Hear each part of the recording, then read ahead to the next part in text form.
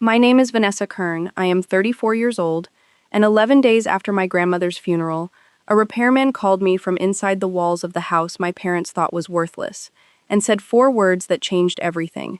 "Ma'am, come now, please." $612,000 had vanished from my grandmother's estate in the 96 hours after her death, and I am the forensic accountant who found out exactly where it went, exactly who moved it, and exactly how long they thought they could hide it from a woman who reconciles bank statements for a living. If you are watching this from your own kitchen table right now, wondering whether your family would do the same thing to you, comment the city you're watching from, and if you've ever been the responsible one who got left holding the bag while everyone else got the good china, hit like and subscribe before we go any further, because you are about to need it. There were 3 things I didn't know on the day of the funeral. The first was that my parents, Richard and Diane Kern, had already forged a codicil to my grandmother's will 4 days before she died, while she was sedated on morphine in a hospice bed at Riverbend Memorial, and that this single sheet of notarized paper redirected $2.1 million of liquid assets away from the trust she had built for me since I was 7 years old. The second was that my husband, Derek Voss, a man I had watched give a keynote at a real estate summit in Scottsdale 11 months earlier, under a banner that said Voss Capital Group in 48-point gold lettering, had not closed a single deal in 14 months, had drained our joint line of credit down to $11,000, and had been sleeping with my own sister-in-law, Bianca Reyes, in a rented condo on Delancey Street that I was, without knowing it, indirectly paying for. The third thing I didn't know was hidden behind the drywall of a house on Larkspur Lane that my parents handed to me at the reading of the will, with a tight, performative smile, calling it Grandma's gift to you, as if a crumbling 4-bedroom house with a leaking roof and a furnace older than I was constituted an inheritance, when in fact every asset that mattered, the brokerage accounts, the life insurance payout, the safety deposit box at First Meridian Bank, had already been quietly redistributed among the 4 of them: my father, my mother, my brother Tyler, and, in a detail I would not uncover until later, my husband, who had apparently made a phone call to my father 9 days before Grandma passed, a call that lasted 14 minutes and that I would eventually pull the exact timestamp for. I want to walk you through all of it, from the morning of the funeral to the night, 11 months later, when the 4 of them stood in a hotel ballroom under 200 votive candles and watched a United States Postal Inspector and 2 detectives from the Financial Crimes Unit walk toward them with a folder that had my name on the return address. But first you need to understand who my grandmother was, because none of what happened afterward makes sense unless you understand what kind of woman built the fortune that everyone else thought they were entitled to spend. Eleanor Marguerite Kern was born in 1941 in a 2-room house outside Lubbock, Texas, and she used to tell me, when I was small enough to sit on the arm of her reading chair, that the reason she never trusted a man who talked about money loudly was that the men who actually had it never needed to mention it. She married my grandfather, Walter Kern, in 1962, and together they built a chain of 6 regional hardware distribution warehouses across 3 states, a business so unglamorous that nobody at family gatherings ever wanted to talk about it, which was exactly how Grandma liked it. When Walter died in 1998, Eleanor sold the warehouses to a national chain for $11 million, quietly, without a press release, without telling anyone the exact number, and she spent the next 26 years turning that $11 million into something closer to 19, through unglamorous, patient, boring investments that she managed herself with a legal pad and a mechanical pencil until she was 80 years old. She kept a modest house, she drove a 2009 Buick until the day she died, and she watched, for decades, as my father, her only son, spent money he did not have to look like a man who had it. Richard Kern is 61 years old, and if you met him at a dinner party, he would tell you, within the first 10 minutes, that he used to run capital market strategy for a boutique firm in Dallas, a claim that is technically true in the sense that he worked there for 7 months in 1997 as a junior analyst before being let go, a fact he has never once mentioned to anyone outside our immediate family. He drives a leased Mercedes G-Wagon that costs $1,400 a month. He wears a Rolex Datejust that I happen to know he bought on a payment plan, and he has one personality trait that has never once wavered in the 34 years I have known him: arrogance so total that it functions less like a character flaw and more like a weather system, something that simply exists around him and that everyone else has to navigate. He does not apologize. He has never, to my knowledge, apologized for anything, including the time he told my high school guidance counselor, in front of me, that I wasn't the creative one in the family, a comment that steered me toward accounting instead of the art program I had wanted, a decision that would, 20 years later, become the exact skill set that ended his freedom. My mother, Diane Kern, is 59, and her defining trait is entitlement so instinctive she doesn't experience it as a choice. She experiences it as the natural order of the universe. When my grandmother was alive, my mother would show up to Sunday dinners and simply assume the best cut of the roast, the good wine glass, the seat closest to the window, without ever asking, because in her mind those things belonged to her by virtue of being Richard's wife and therefore Eleanor's daughter-in-law of 36 years, a position she believed came with equity, the way a longtime employee believes they're owed a partnership.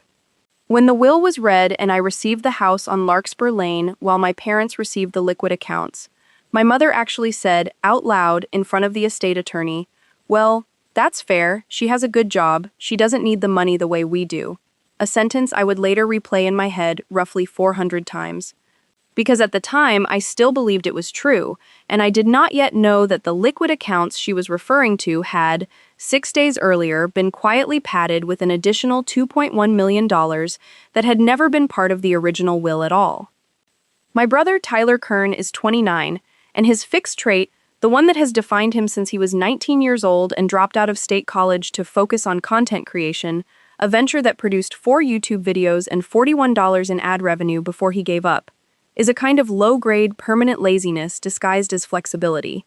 He has had 11 jobs in 10 years. He currently describes himself on his LinkedIn profile as a growth consultant, a title that, when I once asked him to clarify, he could not actually define.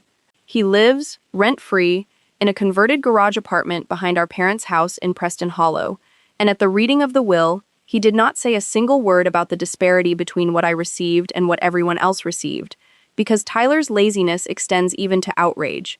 He simply does not expend the energy required to object to unfairness that benefits him. And then there is Bianca Reyes, 31, who is technically my sister-in-law by marriage. She is married to my mother's brother, my Uncle Paul, and whose fixed trait, the one I would come to understand only in hindsight, is opportunism of a very specific, very patient kind. Bianca had been a yoga instructor, then a wellness consultant, then, for the 18 months before my grandmother died, an unpaid family liaison who had somehow inserted herself into every major financial conversation in my extended family, sitting in on meetings with the estate attorney that she had no legal standing to attend, offering opinions about trusts and probate that she had clearly absorbed secondhand, always positioning herself as helpful, indispensable, the person who just wanted to make things easier for everyone. It would take me 4 months to understand that Bianca's helpfulness had a very specific target, and that target was my husband. Derek Voss and I married 6 years ago in a ceremony at the Adolphus Hotel that cost, I now know with total certainty because I eventually audited every receipt, $88,000, $61,000 of which I paid for out of a bonus I had just received for closing a fraud investigation that recovered $4.3 million for a mid-sized regional bank. At the time, Derek told me he was contributing his share from a real estate deal that had just closed in Frisco. I believed him. I believed him for years, actually, because Derek is extraordinarily good at looking successful. He wears a Patek Philippe that he told me was a graduation gift from his father, though his father, when I met him exactly twice in 6 years, drove a Ford F-150 with 230,000 miles on it and worked in HVAC repair in Odessa. Derek's firm, Voss Capital Group, had, at its peak, 3 employees. Derek, a part-time bookkeeper named Sherry who worked 8 hours a week, and an intern from SMU who left after 1 semester because, as she told me years later over coffee, he kept asking me to tell people the office was bigger than it was. I think about the Scottsdale conference often now, because it is, in hindsight, the clearest single image I have of exactly what Derek was. A stage, a banner, and nothing structural underneath either of them. I flew out to watch him deliver that keynote, sat in the 3rd row of a hotel conference ballroom, holding a program that listed him as founder and managing principal, Voss Capital Group, and felt, at the time, an uncomplicated pride I now recognize as almost embarrassingly naive. He spoke for 22 minutes about disciplined value-add acquisitions and vertical integration in secondary markets, phrases I now understand he had likely absorbed from other people's panels at other conferences over the years, phrases that sounded sophisticated enough that nobody in that room, including me, thought to ask him a single specific, verifiable question about an actual closed transaction. Afterward, at the cocktail reception, 3 different men in expensive blazers shook his hand and called him impressive. And I remember watching Derek receive that word, impressive, with the specific, practiced humility of a man who has learned exactly how to look uncomfortable with praise. He has spent considerable effort engineering, and I did not think, even once, to ask myself why a managing principal with an active, thriving firm needed to fly economy and share a hotel room with me, rather than have the deal itself cover the trip. Because I had already decided, long before that conference, that I trusted him completely. The specific, dangerous kind of trust that exists precisely because you've never once had a reason serious enough to check it. The truth, which I would not fully reconstruct until I built a complete forensic timeline 11 months into this story, was that Derek Voss had not closed a commercial deal since March of 2 years before my grandmother died.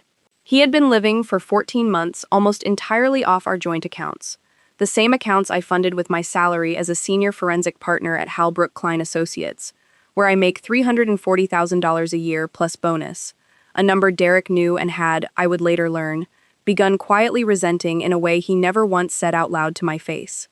The house on Larkspur Lane had been my grandmother's first real home, the one she and Walter bought in 1974 after the warehouses started turning a real profit, before they moved into the larger house in Preston Hollow where my parents now lived. She had never sold it. She rented it out for years, then let it sit empty for the last decade, paying a property management company $400 a month just to check on it, mow the lawn, and make sure the pipes didn't freeze in winter.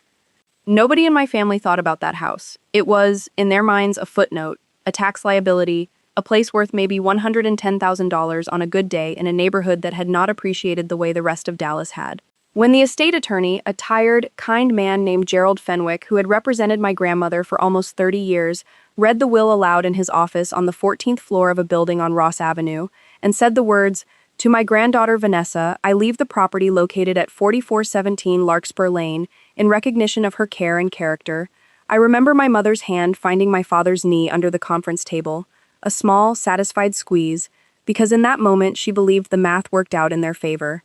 A house worth $110,000, against what she assumed were the remaining liquid assets, split among my father, herself, and my brother. She had no idea that the will I was hearing read aloud was not the will my grandmother had actually signed 3 months before her death. I found that out 14 days after the funeral, and I found it out almost by accident. I want to be precise about the timeline here because precision is the entire reason I was able to do what I eventually did. My grandmother died on a Tuesday at 4:52 in the morning at Riverbend Memorial Hospital, room 412. I know the exact time because I was the one sitting beside her bed when it happened, holding her hand, while my parents were, according to the hospital's own visitor log, which I would later subpoena, not present.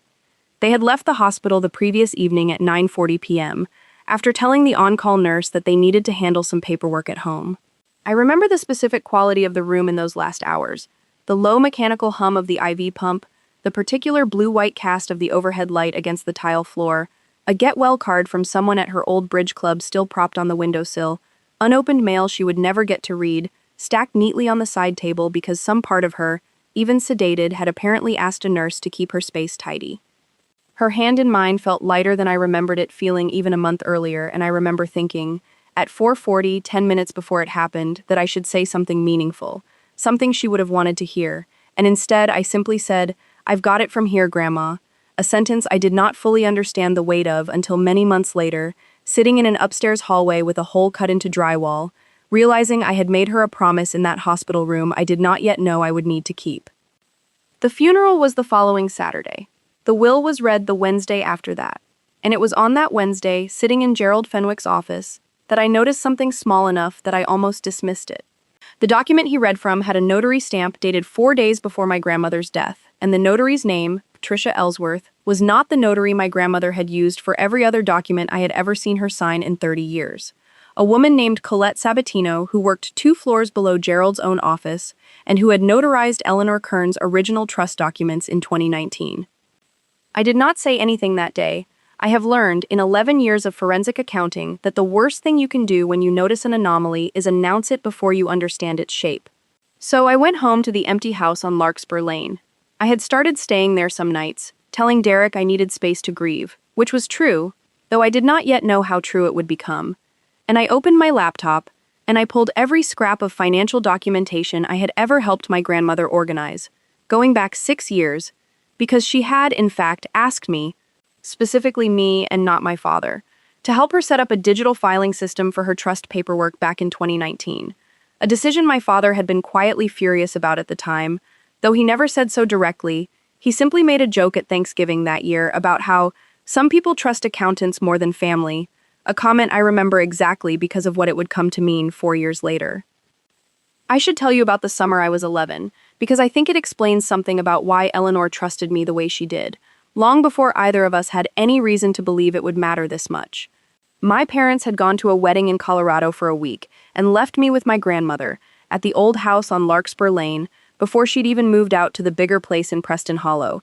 And instead of the kind of grandmotherly week I think my mother expected, baking, television, some low-effort babysitting arrangement, Eleanor sat me down at that same scratched Formica kitchen table every single morning with a stack of blank ledger paper and taught me how to balance a checkbook by hand, then how to read a simple profit and loss statement from one of her old warehouse quarters, then by Thursday, how to spot the specific kind of small, boring inconsistency that told you a number had been altered after the fact, rather than recorded honestly the first time. She never once talked down to me. She would set a stack of real invoices from the warehouse business in front of me, some genuine and one or two she'd deliberately altered herself the night before, just slightly, a transposed digit here, a rounded total there, and she would say, "Find the lie, Vanessa. It's always hiding exactly where you'd stop looking if you got bored." I found every single one, that week, every time. And I remember the specific, quiet pride in her face, not the loud, performative pride my father wore like cologne, but something private, almost secretive, the pride of a person who has just confirmed a suspicion she'd been sitting on for a while. She told me, that same week, sitting on the porch one evening while cicadas screamed in the heat and she shelled peas into a chipped ceramic bowl she'd owned since before my father was born, that money doesn't lie, but people do, constantly, and the only defense against a good liar is someone patient enough to actually check. She told me that my father had never once, in his whole life, checked anything, that he had always simply believed whatever version of a story made him look best, and moved forward as though the checking had already happened. And she said this without bitterness, almost clinically, the way she said most things about people, as though she were describing a load-bearing wall that had been built slightly wrong decades earlier and could no longer be blamed for eventually cracking. I did not understand at 11 that she was quietly warning me about something. I understood it, fully, only 9 months after her death, sitting at that exact table with a legal pad of my own, running the exact same discipline she had taught me on a stack of ledger paper 23 years earlier against a forged codicil that had stolen $11 million from her while she was too sedated to defend herself. There is one more memory from that week I want to include, because Gerald Fenwick would later tell me it was the reason Eleanor had insisted, back in 2019, that I specifically be the one to help her digitize her trust paperwork rather than my father or a hired assistant. On the last night before my parents came home from Colorado, Eleanor showed me the fireproof safe bolted into the wall behind the linen closet upstairs, the exact one Ray Holloway would mention installing decades later, the exact one Denise would carefully open with me standing beside her. At 11 years old, I did not see anything inside it worth remembering. It held, at that point, mostly old photographs and a few savings bonds. Nothing dramatic. What I remember is what Eleanor said while she showed it to me, closing the little door with a soft metal click. "Every important thing I own has a place that isn't obvious," she said. "Not because I don't trust people, because I've lived long enough to know trust isn't the same thing as proof, and only one of those two things holds up in a courtroom." I was 11 years old and I did not fully understand the sentence. I understood it completely, 23 years later, standing in that same hallway with Frank Doyle and Denise and, eventually, Detective Ibarra, watching a piece of drywall come away from studs my grandmother had chosen, deliberately, decades before any of us knew we would need them. The original trust document, the one I had personally scanned and filed in 2019, named 3 primary beneficiaries: my father, my mother, as a courtesy beneficiary tied to my father's share, and me, with a specific and unusual clause that Gerald Fenwick had explained to me privately at the time, off the record, because Eleanor had asked him to make sure I understood it. The clause stated that if, at the time of Eleanor's death, My father's total personal liabilities exceeded 40% of his total reported assets. A solvency test, essentially, the kind of language you'd expect from someone who had spent decades reading balance sheets even though she never called herself a businesswoman. Then my share of the trust would automatically increase from 25% to 60%, with the difference coming directly out of my parents' combined portion. Eleanor had built a trap into her own estate plan. She had, in her quiet, unglamorous way, been watching my father's finances long before I ever thought to look at them myself, and she had built a document that would punish him automatically, without confrontation, without a single uncomfortable conversation, if he ever became what she suspected he already was, a man living far beyond what he actually had. The document Gerald Fenwick read aloud in his office contained no such clause. It had been replaced entirely by a new, much shorter document, the codicil, that redistributed the trust into 4 equal shares of 25% each, my father, my mother, my brother, and me, with a separate line item gifting me the house on Larkspur Lane in lieu of any additional distribution. On paper, it looked almost generous. It looked, to anyone who didn't know the original document existed, like Eleanor had simply changed her mind in her final months, decided to treat her grandchildren more equally, decided the house had sentimental value for me specifically. It was a good forgery. It was, I would later learn from the FBI's forensic document examiner, an extremely good forgery, the kind produced by someone who had studied Eleanor's actual signature for months, who had access to her real letterhead, who understood exactly which notary in the building was new enough, desperate enough for referral business, and incurious enough to notarize a signature without asking the questions a woman named Colette Sabatino, who had known Eleanor personally for 5 years, absolutely would have asked. The 40% solvency clause was the key. If that clause had remained in effect, and if my father's liabilities, the leased G-Wagon, the second mortgage on the Preston Hollow house that I did not yet know existed, an outstanding balance of $83,000 on 4 different credit cards, and I would eventually discover a personal loan of $140,000 from a private lender in Plano at 19% interest, taken out 8 months before Eleanor's death. If all of that had been weighed against his actual reported assets, he would have failed the solvency test by a wide margin. His liabilities were, by my own later calculation, sitting at 58% of his assets. Under the real trust, the one Eleanor had actually signed, 60% of a trust that had grown to roughly $19.4 million in liquid and semi-liquid assets would have gone to me. That is $11,640,000.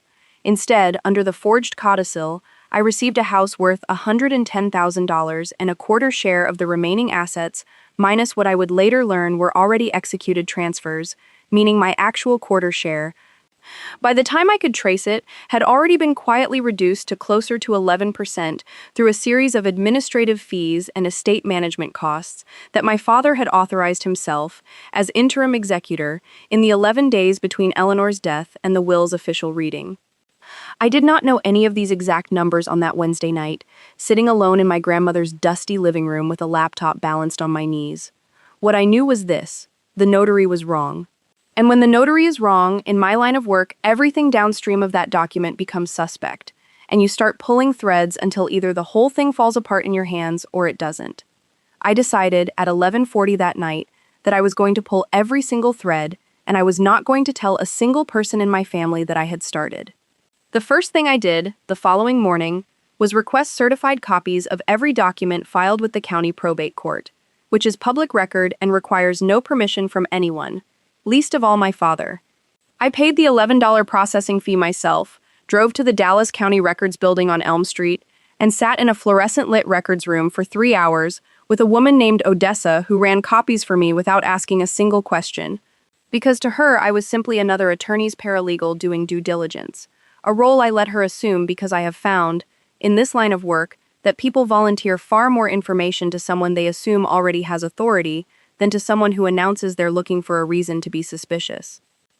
What I found in that records room was the notarized codicil itself, filed 6 days before Eleanor's death, which meant it had been notarized while she was, according to the hospital's own medication logs I would later subpoena through Gerald Fenwick, who by that point had become, without either of us saying it directly, my ally rather than my father's. receiving 40 milligrams of extended-release morphine every 12 hours for pain management related to the pancreatic cancer that had metastasized to her spine. I am not a doctor, but I have reviewed enough medical records in fraud cases involving elder financial abuse to know exactly what 40 milligrams of extended-release morphine does to a 79-year-old woman's capacity for legal decision-making. And I know exactly what red flag it raises when a notary, any notary, let alone one my grandmother had never used before, is willing to certify that person as being of sound mind. Patricia Ellsworth, the notary whose stamp appeared on the forged codicil, worked out of a UPS store on Preston Road, 4 miles from my parents' house, and did roughly 40 notarizations a month, for $18 each. A fact I learned because notary activity logs are also, in the state of Texas, a matter of public record if you know how to request them through the Secretary of State's office, which I did, 3 days after my trip to the records building. Patricia Ellsworth's log showed a home visit. Notaries can travel to a signer's location for an additional fee, usually $75 to $100, to Riverbend Memorial Hospital, room 412, at 6:15 in the evening, 4 days before my grandmother died. The log listed the fee as $150, paid in cash, no receipt number, no witness signature required under Texas law for a single signer notarization unless the document itself calls for one, which, conveniently, this one did not. I drove to the UPS store on Preston Road on a Saturday, told the clerk at the counter that I was a paralegal verifying a document for probate. A lie, but a small one. The kind I had started to feel less and less guilty about the more I understood what had actually been done to my grandmother in the final week of her life, and asked whether Patricia was working that day. She was maybe 62, wearing a cardigan with a coffee stain on the left cuff, and when I mentioned Eleanor Kern's name, something moved behind her eyes, a flicker of recognition that she tried, unsuccessfully, to smooth over. "I remember that one," she said. "The daughter-in-law set it up. Real nice woman, very organized, brought me the document already typed up. All I had to do was witness the signature and stamp it." She paused. The old woman was pretty out of it, if I'm being honest, but she held the pen, she made a mark. That's all the law requires. The daughter-in-law. My mother. I did not confront Patricia Ellsworth that day. I thanked her, I left, and I sat in my car in the strip mall parking lot for 11 minutes without moving, because I needed that piece of information to settle into something colder than the rage that had first tried to claim it. My mother had arranged the notary. My mother had brought a document already typed, already drafted, into a hospice room and had put a pen into the hand of a dying woman on 40 milligrams of morphine and had called it consent. And the person who had drafted that document, because Diane Kern, whatever her flaws, has never in her life shown the technical sophistication required to reconstruct a legal trust codicil with a forged signature that would pass a casual notary's inspection, was not her. It couldn't have been my father either. Richard's arrogance has never extended into competence. He has spent his whole life outsourcing the actual work of appearing successful to other people, which left, by process of elimination and by a specific detail I would not confirm for another 6 weeks, my brother Tyler, who, it turned out, had spent 4 months in 2019 working, briefly, as a paralegal at a boutique estate planning firm in Fort Worth, before being let go for reasons the firm's HR director would only describe to me, off the record, as a trust issue involving document handling, a phrase that, at the time, they'd apparently decided wasn't worth escalating to law enforcement because nothing could be definitively proven and Tyler had quietly resigned before it went further. I confirmed this on a Tuesday evening in early spring, 3 months after the funeral, at a family dinner my mother insisted on hosting at the Preston Hollow House to bring everyone back together after such a hard season, a phrase she used without any apparent awareness of irony. I want to describe this dinner in detail because it is the first of what would become a recurring pattern. Repeated scenes, spaced roughly 6 weeks apart, in which I sat across a table from the people who had stolen from a dying woman and watched each of them perform the exact same trait, over and over, with a consistency that would have been almost comforting if it weren't so infuriating. My father sat at the head of the table, in the chair that used to be my grandfather Walter's, a chair he had moved into that position himself sometime in the 18 months since my grandfather died, an act of quiet self-coronation nobody in the family had ever challenged. He wore a checked blazer that I happened to know, because I had audited our joint credit card statement 2 nights before out of habit more than suspicion, had been purchased for $640 at a boutique on Knox Street, 11 days after Eleanor's funeral. He spent the first 20 minutes of dinner describing, unprompted, a commercial land deal in Salina that he claimed to be close to closing. A deal that, when I quietly searched the county's zoning and permit database 2 days later, did not exist under his name, his LLC, or any entity I could trace back to him. "You have to think like an operator," he told my husband Derek at one point, clapping him on the shoulder. "Not like an employee," a comment that landed, I noticed, with a specific little glint of pleasure in Derek's eyes. The look of a man being told exactly the thing he most wanted to believe about himself. My mother, seated to my father's right, spent most of the dinner directing the housekeeper, a quiet woman named Rosa who had worked for my parents for 9 years and who I would later, after everything came out, personally help find a new position with a family who paid her fairly, correcting Rosa's plating of the salmon twice and her wine pour once. Small, unnecessary corrections delivered with a smile that made them somehow worse than if she'd simply snapped. At one point, my mother turned to me and said, "You should really let Rosa fix that blouse for you, dear. It's pulling a bit at the shoulder." A comment about my $200 silk blouse from a woman who was, unbeknownst to everyone else at that table, currently spending money that had been redirected from a trust meant to also benefit me, and the audacity of it, the sheer, uninterrupted entitlement of correcting my clothing while sitting on stolen money, was the moment I stopped feeling any guilt at all about what I had started doing 3 months earlier. My brother Tyler arrived 40 minutes late, offered no apology, sat down, and immediately asked whether there was anything to eat besides the fish thing, and spent the rest of the meal on his phone, occasionally laughing at something on the screen without sharing what it was. A small, low-grade discourtesy that had defined every family gathering I could remember since he was 19. It was near the end of dinner, when my mother was in the kitchen plating dessert and my father had stepped outside to take a call, that I asked Tyler, casually, refilling his water glass as a pretext, whether he still kept in touch with anyone from that Fort Worth firm he'd worked at years ago. His face did something small and quick, a flicker, the same flicker Patricia Ellsworth's face had done at the UPS store, before he shrugged and said, "Nah, that place was a mess. I got out before it got weird." A sentence that told me almost nothing on its surface and everything underneath it. Because a man with nothing to hide does not describe his own departure from a job as getting out before it got weird, unless the weirdness in question involved him directly. I called Gerald Fenwick the next morning and asked him, directly, whether he had ever met a notary named Patricia Ellsworth. He said he had not, and when I told him what I'd found, the wrong notary, the home visit to a hospice room, the fee paid in cash, the solvency clause missing entirely from the document he had read aloud, he went quiet on the phone for almost 15 seconds, and then he said something I will remember for the rest of my life. "Vanessa, I've represented your grandmother for 28 years. She was sharper than every attorney who ever sat across from her, myself included, more than once. If you're telling me there's a version of her estate plan I've never seen, then you need to find it, because I promise you, if it exists, she built it to protect you specifically, and I will use every hour I have left in my career to help you prove it." Gerald was 71 years old at the time. Technically, 2 years passed when he'd told his partners he intended to retire, and he stayed on my case, unbilled for the first 4 months, purely because he had loved my grandmother's mind the way a good craftsman loves a well-built tool, and he could not stomach what had been done to her final wishes. It was Gerald who gave me the name of Frank Doyle, a retired FBI financial crimes agent who now ran a 2-person forensic investigation firm out of a strip mall office in Addison.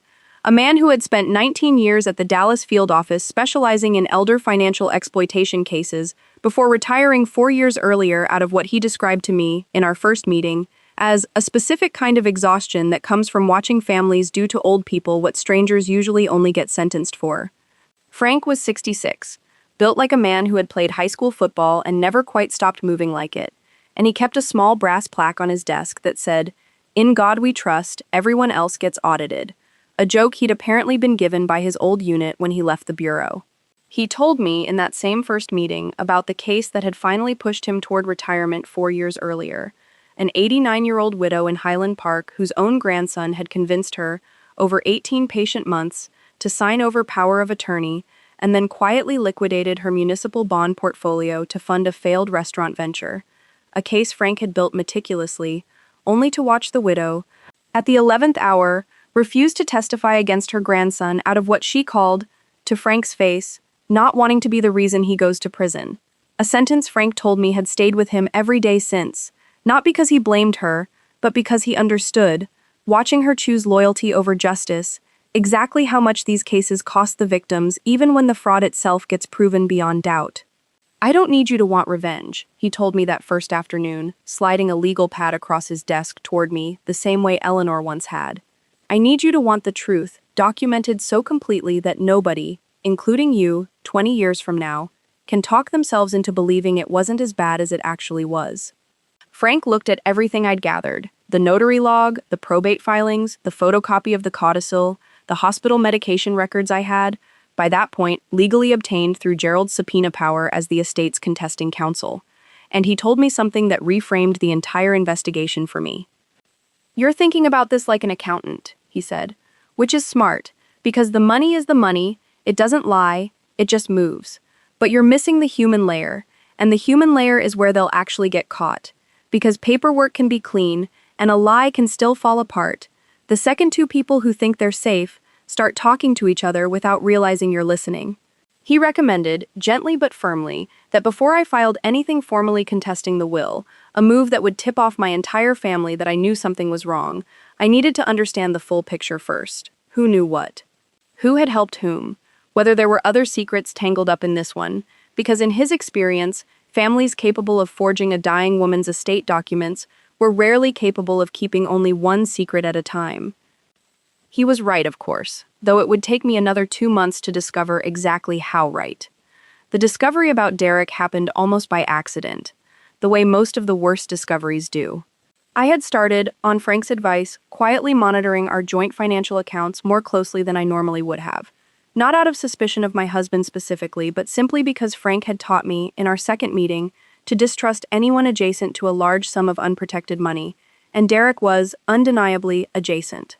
I noticed a recurring charge of $2,200, posted on the 4th of every month, to an entity called Delancey Property Holdings LLC, a charge Derek had described to me, 8 months earlier, as a business expense related to a co-working membership he needed for client meetings. I run forensic investigations on shell companies for a living. I looked up Delancey Property Holdings LLC in about 90 seconds, using the Texas Secretary of State's Public Business Filing Database, and found that it was a single-member LLC registered to a residential condominium unit at 2240 Delancey Street, Unit 4B, with a registered agent address that, when I cross-referenced it against the County Appraisal District's ownership records, traced back to a woman named Bianca Reyes. I did not confront Derek that night. I have learned in this profession that the worst thing you can do with a piece of evidence is act on it before you understand its full weight. So instead, I did what I do at work. I built a timeline.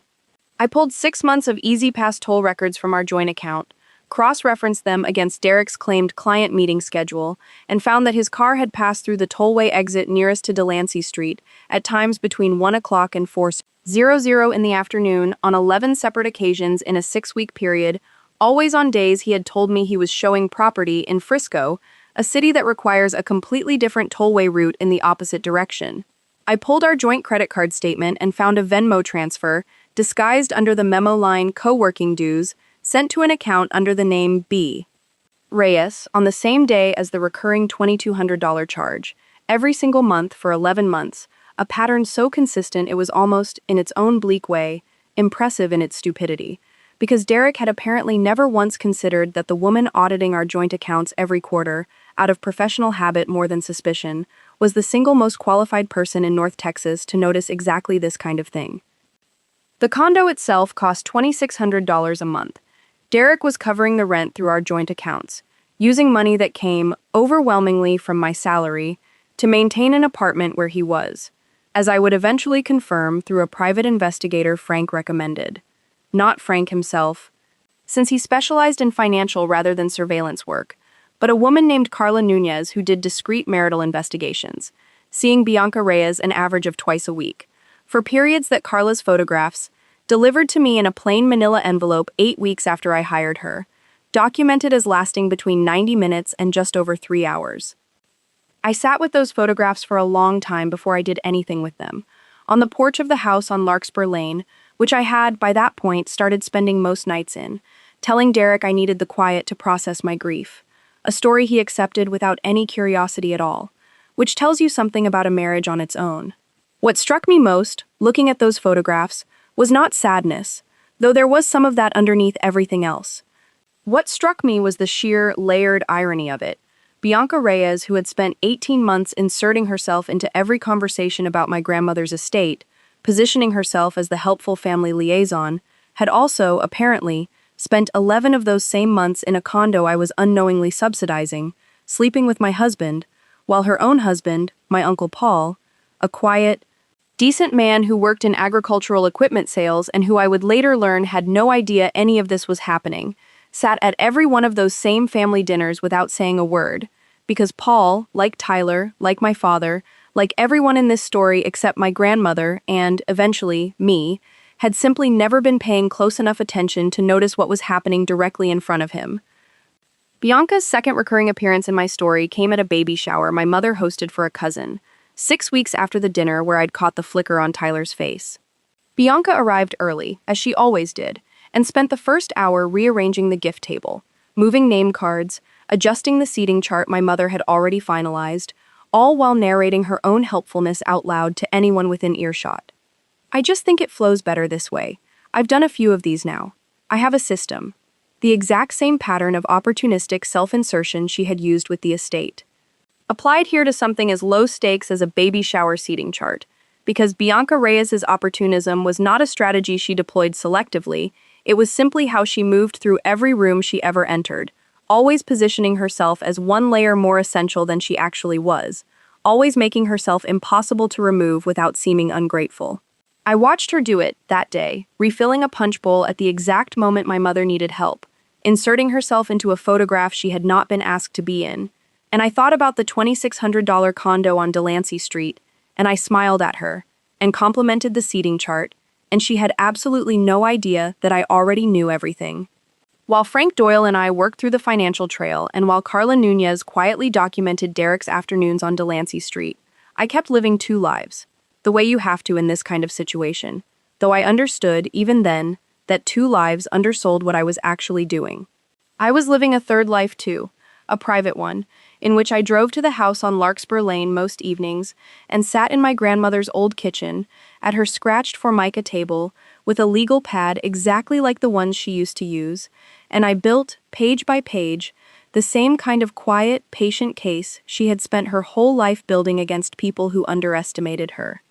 I did not cry during this period, not once, not even alone, not even at 2 a.m. when the full shape of what had been done to her, sedated, handed a pen, told to make a mark, settled fully into my chest. I have thought about why, and I think the answer is that grief and rage were competing for the same space inside me, and rage is simply louder. I would grieve her properly later. First, I needed to finish what she had started. The house itself became more important to this story than anyone in my family understood. I had a plumber come out in the 3rd month, not because anything was urgently broken, but because the water pressure on the 2nd floor had been weak since I'd started staying there, and I wanted it fixed before I brought Frank and Gerald over for a working session, the way you'd want your house presentable for guests. An instinct that felt almost absurd given everything else happening, but grief and hospitality apparently do not care about timing. The plumber, a heavy-set, unhurried man named Ray Holloway, who had been doing repair work in that neighborhood for over 20 years, mentioned, almost as an aside while he worked under the upstairs bathroom sink, that he remembered doing a job at this exact address years earlier, back when the old lady still lived here full-time, before she moved out to the bigger place. He said Eleanor had asked him, back then, to install something in the wall behind the linen closet upstairs, a small fireproof safe, the kind of thing rich folks do when they don't trust banks all the way, he said, laughing, not realizing what he'd just told me. He said he assumed she'd emptied it out years ago when she moved. I did not correct him. I simply thanked him, paid him for the water pressure job, and waited until he left before I walked upstairs and stood in front of the linen closet for 11 minutes without touching anything, because Frank Doyle had told me, weeks earlier, that if evidence exists in a physical location, you do not disturb it yourself. You document its existence, and you bring in someone who can process it properly, so that whatever is inside remains admissible rather than contaminated. I called Frank that same night. He came over the next morning with a contractor he trusted, a woman named Denise who did restoration work for insurance claims and who had, in a previous life, done evidence photography for a defense attorney, meaning she understood exactly how to open a wall without destroying whatever might be behind it. It took Denise 40 minutes to carefully cut away a section of drywall behind the linen closet, and what we found, sitting undisturbed inside a rusted but intact Sentry fireproof safe bolted into the wall studs, was the actual physical evidence that would eventually end 4 people's freedom, or at minimum their comfortable illusion of it. A leather portfolio containing the original notarized 2019 trust document, the real one, with Colette Sabatino's notary stamp and the solvency clause fully intact, along with a handwritten letter from my grandmother, dated 8 months before her death, addressed simply, "To whoever finds this," in which she wrote, in the small, precise handwriting I would have recognized anywhere, that she had begun to suspect her son was borrowing against a future he has not yet earned, and that she was keeping a duplicate of her real trust hidden, somewhere your father would never think to look, because Richard has never once in his life gotten his hands dirty enough to open a wall. There was also, folded inside the same portfolio, 3 bank statements from an account I had never seen before, held at a small credit union in Tyler, Texas, under Eleanor's maiden name, containing $412,000 that had never been disclosed to the probate court at all. Money that existed completely outside the estate my father had filed. Money he did not even know his mother had hidden from him specifically. A fact that told me something important. Whatever my grandmother had suspected about her son, she had suspected it long before I ever noticed the wrong notary stamp, and she had been quietly building her own defenses for years. I did not open that safe alone, and I did not touch its contents with my bare hands. Denise photographed everything in place before anyone moved a single item, and Frank Doyle, who had spent 19 years understanding exactly how chain of custody works, called a contact he still had at the Financial Crimes Unit that same afternoon, a detective named Renata Ibarra, who came out to the house herself the following morning with an evidence technician. Renata Ibarra was 43, had spent 11 years in the Financial Crimes Unit after starting her career in patrol, and moved through my grandmother's upstairs hallway that morning with a specific, unhurried thoroughness that reminded me, almost immediately, of the exact quality I had always admired most in Eleanor herself: the refusal to be rushed by a situation just because the situation felt urgent to everyone else in the room. She crouched in front of the open safe for several minutes without touching anything, simply looking before she ever pulled on a glove, and when I asked her, nervously, whether this was normal, whether this was going to be enough, she looked up at me and said, "Miss Kern, I've walked into rooms with a lot less than this and still built a case.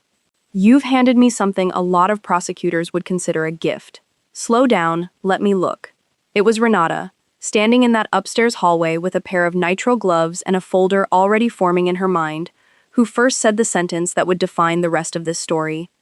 "Miss Kern, based on what you've shown me today, I think we're looking at forgery of a legal instrument, elder financial exploitation, and probably wire fraud, depending on how the $400,000 from that credit union account moved, if it moved at all. This is not a family disagreement. This is a criminal case, and I'd like your permission to open one." Before I answered her, I asked Renata Ibarra for one afternoon, just one, to close a loop I had opened months earlier and never finished, and to her credit, she agreed, understanding, I think, that a person about to hand her entire family over to the state deserved at least the dignity of finishing her own homework first. I drove to the building on Ross Avenue, 2 floors below Gerald Fenwick's office, and found Colette Sabatino, the notary my grandmother had actually used for almost every real document of her adult life. A woman in her 70s with silver hair pulled back tightly and reading glasses on a beaded chain, who remembered Eleanor Kern immediately and warmly the moment I said the name. "Sharpest client I ever had," Colette told me, sitting behind a small desk cluttered with rubber stamps and a coffee mug that said, "World's Okayest Notary," a gift, she explained, from her granddaughter. She used to double-check my own stamp placement. Can you imagine? A client checking my work. I asked her, gently, whether she had notarized anything for Eleanor in the final months before her death. Colette's face changed instantly, the warmth replaced by something sharper. "No," she said. "And I've thought about that.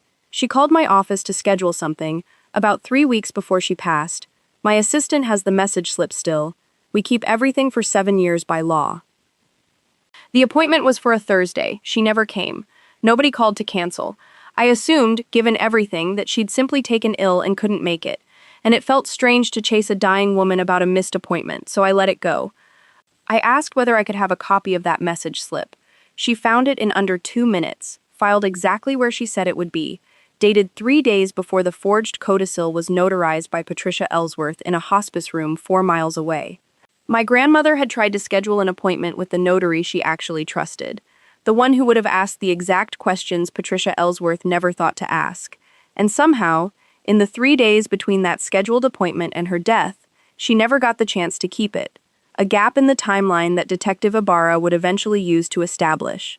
Through cell tower data and a call log subpoenaed from the hospice's front desk phone, that my mother had personally intercepted and canceled that appointment on my grandmother's behalf, telling the hospice receptionist that Mrs. Kern's family has already arranged a notary closer to home.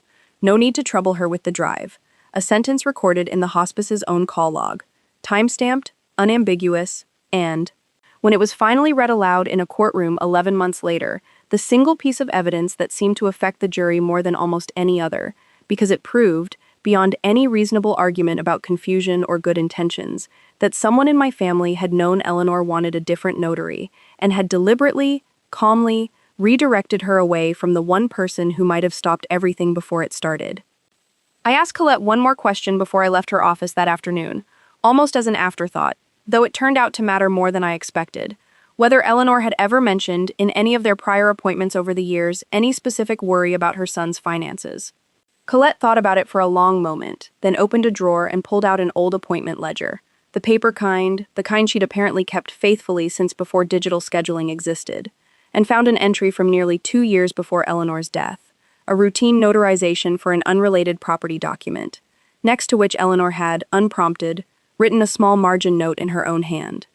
Ask Richard for his tending people. Colette had never followed up on the note. It wasn't her place to, she said. She simply notarized what was in front of her. But she'd kept the ledger anyway, the way she kept everything. And she let me photograph the page. It was one more small, quiet piece of proof that Eleanor had been watching her son's finances long before any of us.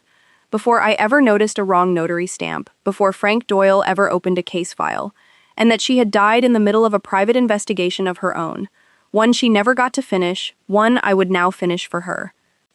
I sat in my car outside Colette Sabatino's building for a long time after that, holding a photocopy of a message slip that amounted to the clearest single piece of proof I had yet found that this had never been a misunderstanding. Never a family simply interpreting an ambiguous situation in its own favor, but a deliberate, planned interception of a dying woman's last attempt to protect herself. I called Frank Doyle from the car. He listened to the whole thing without interrupting, the way he always did. And when I finished, he said, "You know what this means, right? It means she knew something was wrong. Not vaguely. Specifically enough to try to fix it herself, 3 weeks before she died, and somebody in your family stopped her."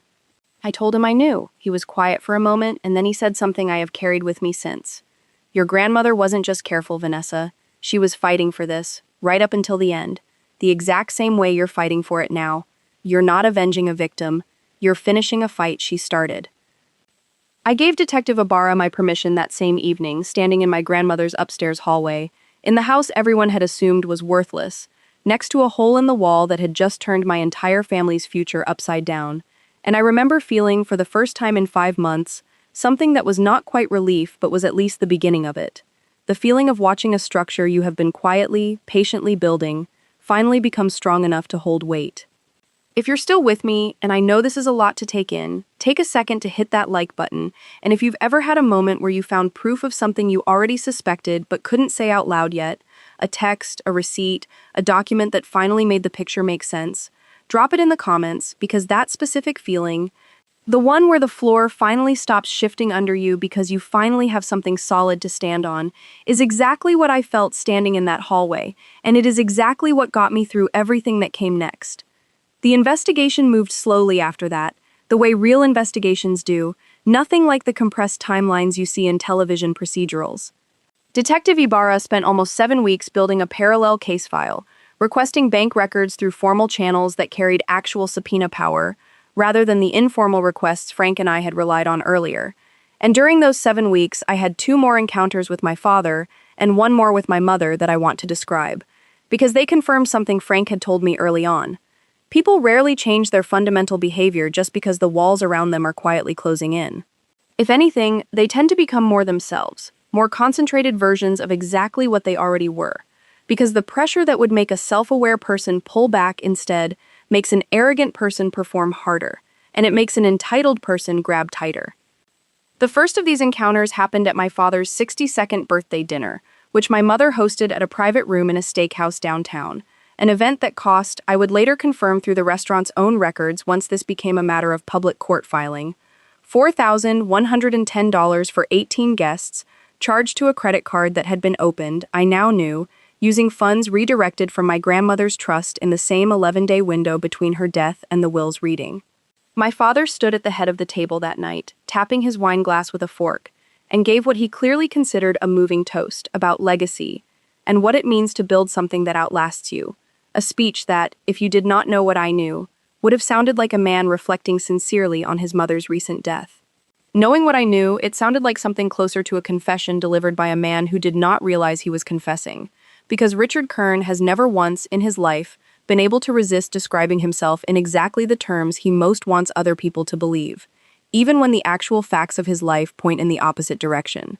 He raised his glass to Mom, who taught me everything I know about money, and I remember looking down at my plate, at a $210 cut of dry-aged ribeye that I did not touch, and thinking about the letter in the leather portfolio in the wall of the house on Larkspur Lane, in which the woman he was toasting had written, in her own hand, that he had never once gotten his hands dirty enough to open a wall.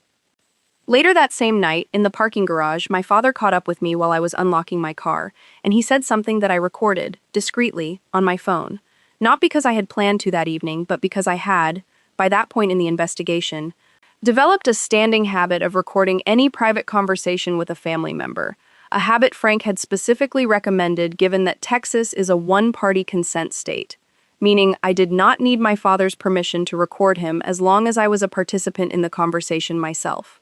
"You've been quiet lately," he said, leaning against my car door in a way that was somehow both casual and territorial. "Your mother thinks you're still grieving, but I know you, Vanessa. You've got that look, the one you get when you're building a spreadsheet nobody asked for." I told him I was just tired. He laughed, not unkindly exactly, but with the particular condescension he reserved for moments when he believed he understood something I didn't.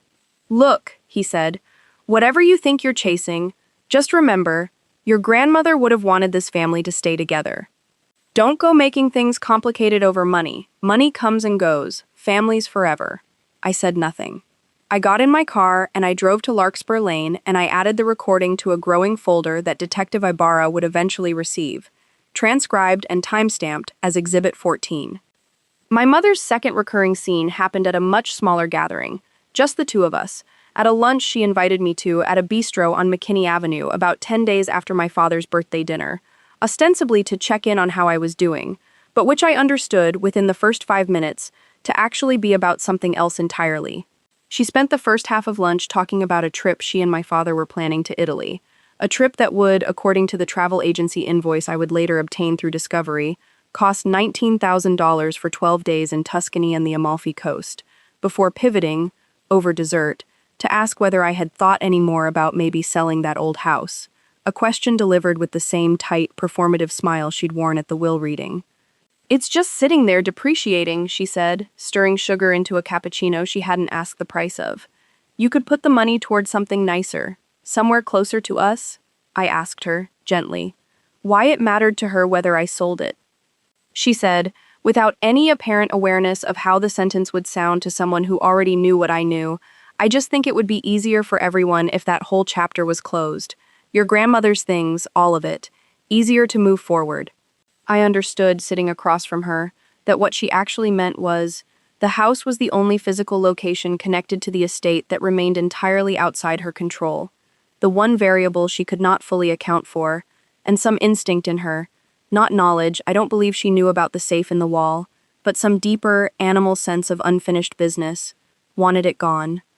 I told her I'd think about it. I paid for lunch, the way I always did, and I drove straight to Larkspur Lane afterward and sat in the upstairs hallway, next to the patched-over hole in the drywall, for almost an hour.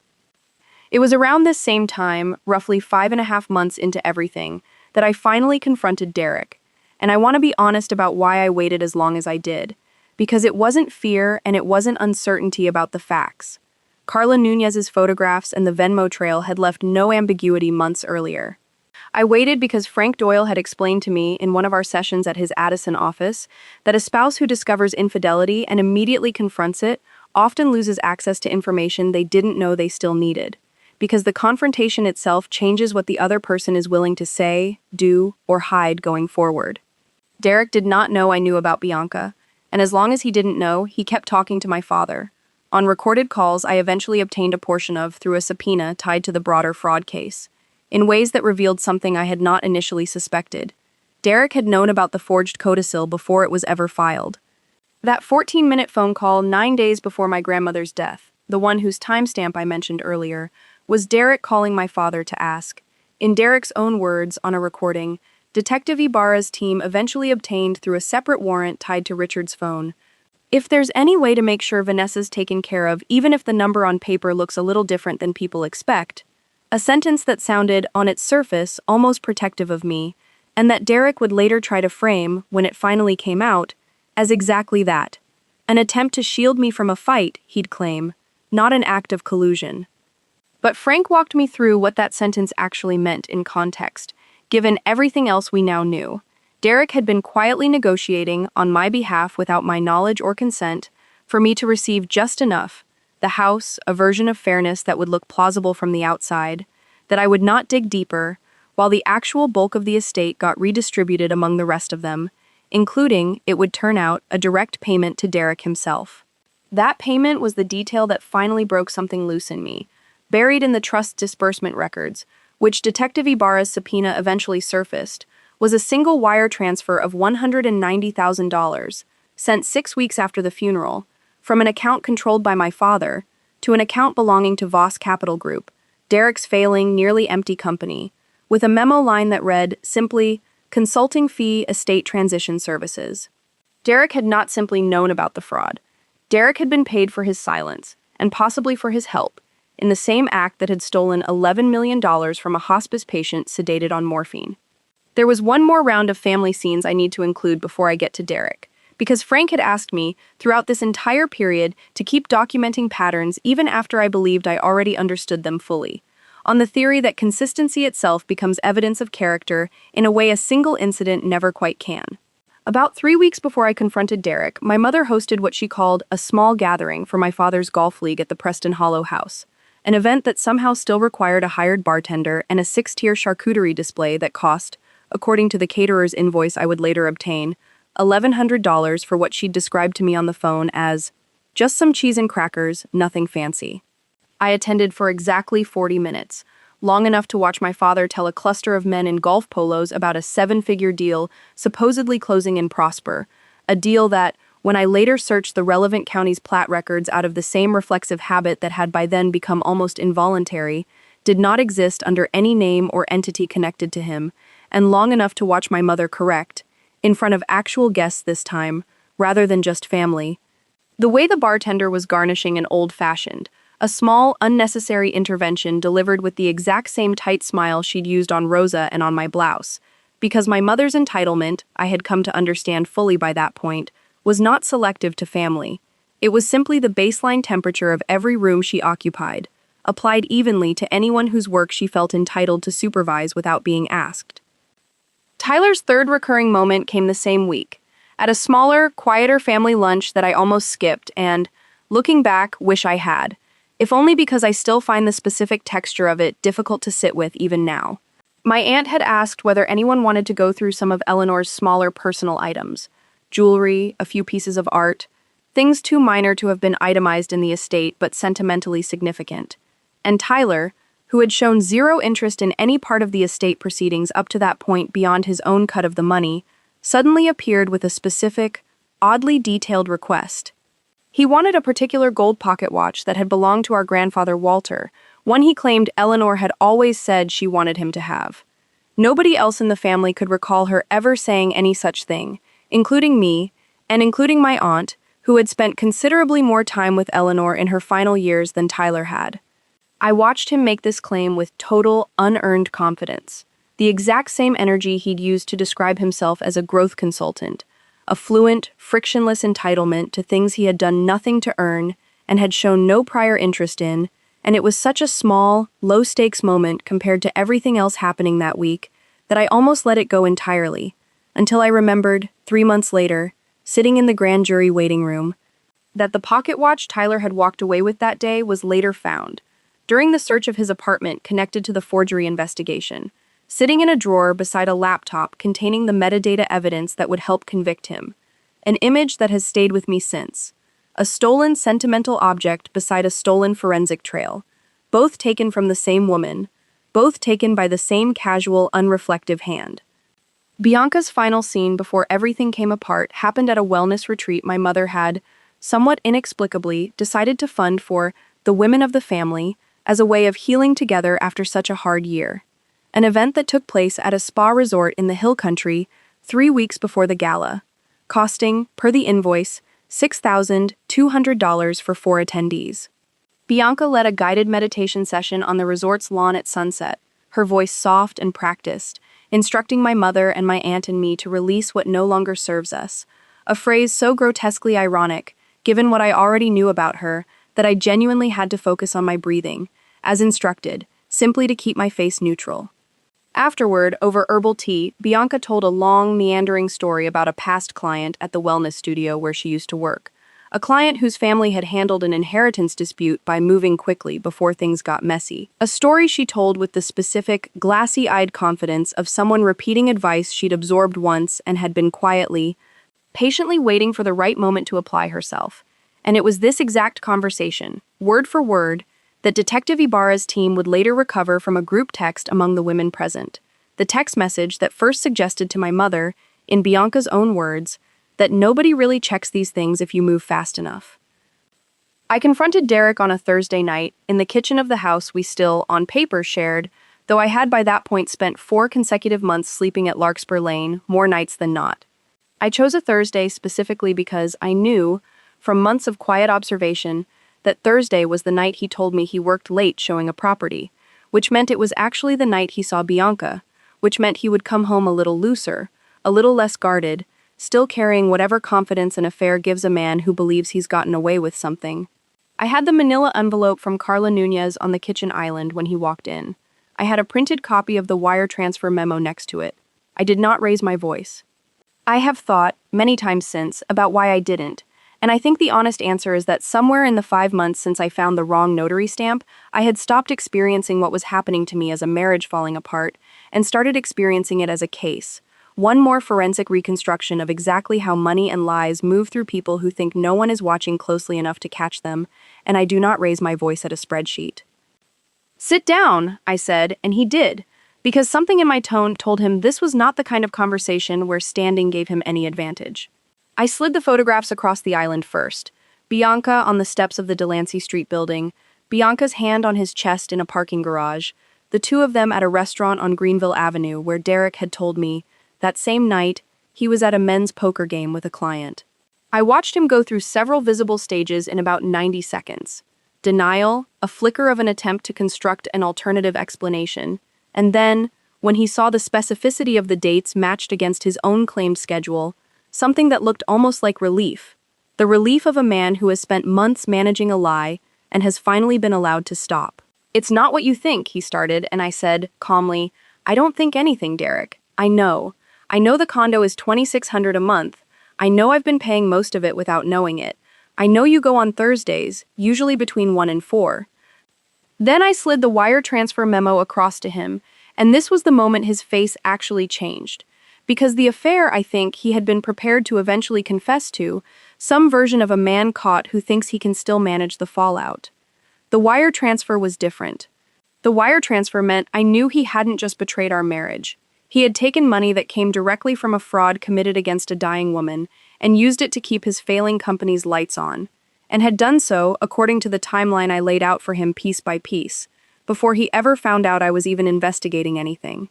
Which meant his silence about the fraud had never been an accident born out of loyalty to my father.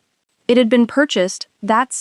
Vanessa, that's not what it looks like. That was consulting work. I actually did some strategy sessions with your dad about. I let him keep talking for almost a full minute. Not because I believed a word of it, but because Frank Doyle had taught me that people under this kind of pressure will eventually contradict their own story if you simply let the silence do the work. And Derek did exactly that. First calling it consulting work, then calling it a loan, more like your dad offered to help us out. Two explanations that could not both be true, and that he offered 40 seconds apart without seeming to notice the contradiction himself. I told him I wanted a divorce. He asked, and I remember this detail specifically because it told me everything I needed to know about what our marriage had actually been to him. Whether the house, meaning our house, the one we'd bought together in Preston Hollow, financed almost entirely through my income, would be handled fairly. A question he asked before he asked anything about why, before he expressed a single word of remorse about Bianca or about the money, and in that question I heard, with total clarity, the same entitlement I'd watched my mother perform at every family dinner for 5 months. The assumption that, whatever came next, he would still be owed something. I told him my attorney would be in touch. I did not tell him that my attorney, at that point, was already coordinating with a fraud detective at the Financial Crimes Unit, because some information I had learned, you protect until the moment it can do the most damage at once. The divorce filing itself, when it came 4 weeks later, included a financial disclosure requirement that forced Derek's actual position into the light for the first time in front of anyone besides me. Voss Capital Group had, at the time of filing, $1,100 in its operating account and $41,000 in unpaid vendor invoices, several of which I discovered while reviewing the disclosures Gerald helped me request, were owed to a marketing firm that had produced the glossy keynote materials for that Scottsdale conference 11 months earlier, materials Derek had never fully paid for. My husband had been, for the better part of 2 years, an entirely hollow structure, propped up by my salary, by a stolen wire transfer, and by an affair with a woman who was simultaneously helping engineer the theft that funded it. And none of it had ever once been visible from the outside, because that is, I have come to understand, the entire design of a certain kind of man, not competence, but the relentless, unblinking performance of competence, aimed at an audience too polite or too distracted to ever check the numbers. Bianca found out I knew, not from Derek but from Detective Ibarra, whose investigation had, by the 6th month, expanded formally to include her, once the Shell LLC at Delancey Street surfaced as connected to funds traceable back to the estate fraud, since Bianca had, it turned out, been paid $8,000 directly by my father as a family coordination fee during the 11-day window after Eleanor's death. A payment that made her not just my husband's affair partner, but an actual paid participant in the fraud itself. Likely the person who first suggested to my mother, based on a text message Ibarra's team eventually recovered, that nobody really checks these things if you move fast enough. My old boss at the wellness studio did this exact thing with a trust, and nobody ever asked a single question. Bianca Reyes, opportunist to the very structure of her being, had apparently treated my grandmother's death as a template she'd half learned from somewhere else entirely, applied it here with the same confident, borrowed expertise she brought to seating charts and probate meetings, and had never once considered that the family she was exploiting contained, within it, the single most qualified forensic accountant in the state of Texas to catch her. Before I get to the grand jury, I want to include one more piece of the forensic trail, because it's the piece that, more than almost anything else, convinced Priya Chandrasekaran her office had an airtight case rather than merely a strong one: the administrative fees. I mentioned earlier that my father, acting as interim executor in the 11 days between Eleanor's death and the will's reading, had authorized a series of estate management costs that quietly reduced what should have been my share of the trust. I want to tell you exactly how those fees worked, because the mechanism itself says almost everything about who my father actually is underneath the checked blazers and the leased G-Wagon. He had opened, 4 years earlier, a shell entity called Kern Fiduciary Services LLC, ostensibly to provide estate and trust administration for extended family and, occasionally, for a handful of his golf friends' aging parents. A business that had, according to the LLC's own filed franchise tax reports, generated a grand total of $14,000 in legitimate revenue across 4 years. Almost all of it I would eventually determine through Frank's forensic tracing, coming from exactly one prior client. His own mother, who had, apparently, agreed years earlier to pay a modest, reasonable annual fee for him to help manage some of the smaller accounts. A fee Eleanor had likely extended out of the same instinct that makes a parent give an underperforming adult child a small, mostly symbolic job just to preserve some version of his dignity. In the 11 days after her death, Richard used that same shell entity to invoice the estate directly for $88,000 in administrative and transition services, an amount that bore no relationship to any actual work performed. There were no time logs, no itemized tasks, nothing beyond a single, vague one-page invoice that Frank compared, line by line, against the $14,000 in legitimate historical billing from the same entity, and found the new invoice used language and formatting inconsistent with every prior invoice Kern Fiduciary Services had ever generated. Evidence, Frank explained to me, that it had likely been drafted quickly, after the fact, specifically to create a paper trail that would make an $88,000 transfer look like ordinary business rather than a straightforward act of self-dealing by a man who was, at that exact moment, legally required to act in the estate's best interest rather than his own. Sherry, the part-time bookkeeper who had worked 8 hours a week for Derek's failing real estate firm, turned out, in a detail that connected two separate threads of this story in a way I did not expect, to have also done occasional bookkeeping for Kern Fiduciary Services on the side, and when Detective Ibarra's team interviewed her, she confirmed, on the record, that she had never once been asked to log actual hours or tasks for the $88,000 invoice, that Richard had simply told her, just format it like the usual ones, I'll fill in the number. A sentence that, once Sherry repeated it under oath, effectively ended any possibility that my father's defense attorney could credibly argue the fee reflected real, good-faith administrative work. The $412,000 in the undisclosed credit union account, the one Eleanor had hidden under her maiden name, moved through one additional layer that took Frank almost 6 weeks to fully untangle. 2 months before her death, a withdrawal of $60,000 had been made from that account, in person at a branch in Tyler, Texas, by someone presenting valid identification in Eleanor's name, at a time when hospital records showed Eleanor herself was receiving outpatient chemotherapy in Dallas, more than 100 miles away, making it physically impossible for her to have made that withdrawal in person. Surveillance footage from the credit union branch, which Ibarra's team subpoenaed and which had, fortunately, not yet been overwritten by the branch's standard 90-day retention cycle when the request went through, showed a woman matching my mother's general build and hair color, wearing sunglasses indoors, presenting a driver's license at the teller window. The teller, when interviewed, could not make a positive identification with total certainty given the sunglasses and the passage of time, but the timestamp, cross-referenced against my mother's own cell phone location data, obtained through a separate warrant once she became a formal suspect, placed her phone within 2 miles of that specific credit union branch at the exact hour of the withdrawal, a piece of circumstantial evidence that, combined with everything else, Priya's office felt comfortable presenting to the grand jury as part of the broader pattern of exploitation. Detective Renata Ibarra's investigation, once it moved past the informal groundwork Frank and I had built, took on a shape and momentum that neither of us controlled anymore, which was, I discovered, both a relief and its own particular kind of terror. A grand jury in Dallas County was convened in the 8th month after my grandmother's death, and I spent 11 hours across 3 separate days in a small windowless room testifying about everything I had found. The wrong notary, the morphine dosage logs, the safe in the wall, the $412,000 in the undisclosed credit union account, the recorded conversation with my father in the parking garage, the wire transfer to Voss Capital Group, the $8,000 payment to Bianca Reyes. An assistant district attorney named Priya Chandrasekaran, a woman roughly my own age with a reputation, Ibarra told me, for taking elder financial exploitation cases more seriously than almost anyone else in the office, walked me through my own evidence with a precision that made me feel, for the first time since I'd started this, less like a grieving granddaughter and more like a colleague, someone whose work she genuinely respected. Priya told me, during a break on the second day of my testimony, that she had taken this specific rotation within the district attorney's office 5 years earlier after watching her own grandfather, in Houston, lose almost his entire retirement to a contractor scam that the family discovered only after his death. A story she shared with me briefly, almost clinically, the way people in this line of work sometimes offer you a fragment of their own history simply to establish that the distance between prosecutor and witness is thinner than it looks from the outside.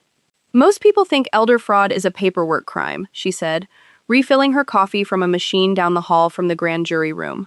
It's not. It's a violence crime that happens to use a pen instead of a fist. I've stopped apologizing for prosecuting it like one. I found myself in that small windowless room over those 3 days, occasionally having to stop and steady my voice, not because the facts were difficult to recall. I had by that point recited this timeline to myself so many times it had become almost mechanical, but because saying it out loud, formally, to a grand jury whose sole purpose was to decide whether my own family deserved criminal indictment, made the whole thing land, again and freshly, with a weight that months of forensic distance had not fully protected me from. The grand jury returned indictments against 4 people on the same afternoon, 9 months and 6 days after my grandmother's death. My father, Richard Kern, on charges of forgery of a financial instrument, exploitation of the elderly, and theft over $300,000. My mother, Diane Kern, on charges of forgery and exploitation of the elderly, tied specifically to the notary appointment and the document she had physically carried into that hospice room. My brother, Tyler Kern, on charges of forgery, based on document analysis from the FBI's Question Documents Lab that matched microscopic printing artifacts on the codicil to a printer registered to an apartment he had lived in during the exact period the estate firm in Fort Worth had quietly let him go. And Bianca Reyes, on a charge of theft by deception, tied to the $8,000 payment and a separate charge of money laundering, connected to how a portion of the wire transfer to Derek's company had briefly passed through an account she controlled before being moved again. A detail the forensic trail took Frank nearly 6 weeks to fully reconstruct. Derek was not indicted. Priya explained to me, with a directness I appreciated even though it was not the answer I might once have wanted, that while Derek's conduct was morally indefensible, the specific legal elements required to charge him, proof that he had known, at the time he received the payment, that the funds were specifically and traceably proceeds of the forgery itself, rather than a more generalized, plausible deniability consulting fee, could not be established beyond a reasonable doubt with the evidence available, though she did not rule out a future civil claim, which I would, in fact, eventually file and settle for the full $190,000 plus interest, a fact I'll come back to. I learned the indictments had come back not through some dramatic phone call, but through a text message from Priya reading simply, "All 4, on every count we sought. Call when you can talk." A sentence I read standing in the parking lot of my own new office, before I'd even signed the lease, still just an empty commercial space I'd been touring that afternoon on Greenville Avenue. And I remember the specific, disorienting quiet of that moment, the way 9 months of exhausting, patient work suddenly compressed into 11 words on a phone screen. No fanfare, no courtroom drama, just a fact now permanently entered into the record. The state of Texas believed, formally, unanimously, that everything I had documented was true. I sat in my car for almost 20 minutes before I called her back, not because I doubted the outcome, but because some part of me needed to simply let the sentence exist in silence for a while, before I let it become the next item on a to-do list. None of the 4 indicted knew, on the day the indictments were returned, that they had been indicted at all, because Priya's office, working with Ibarra, made a deliberate strategic decision to hold the warrants for a specific window of time, rather than executing them immediately. I want to be honest that I was part of that decision, in the sense that I was consulted and I did not object, though the actual legal strategy belonged entirely to Priya and Ibarra, my father's 50th wedding anniversary. His and my mother's, 36 years married by then, though he'd apparently started rounding up the number for public consumption years earlier. A detail I only noticed because I actually did the arithmetic, was scheduled for 11 days later, a gala my parents had been planning for over a year, at the Fontaine Hotel downtown, with 240 guests, a string quartet, and, I would later confirm through the caterer's invoice, a raw bar alone costing $18,000. My father had specifically requested that several of his business associates, a state representative he golfed with occasionally, and 2 members of the Dallas Business Chronicle's editorial staff be invited, because the anniversary gala had, somewhere along the way, stopped being about the marriage at all, and become, instead, another stage for the exact performance of success my father had built his entire adult life around. Priya's reasoning, which she laid out to me in a conference room 11 days before the gala, was straightforward and, frankly, elegant in its precision. Executing warrants at a public event with this many witnesses, including press, would eliminate any possibility of the family later claiming the arrests were some kind of private, quiet, negotiated misunderstanding smoothed over behind closed doors, the way wealthy families in Dallas had a long, well-documented history of doing.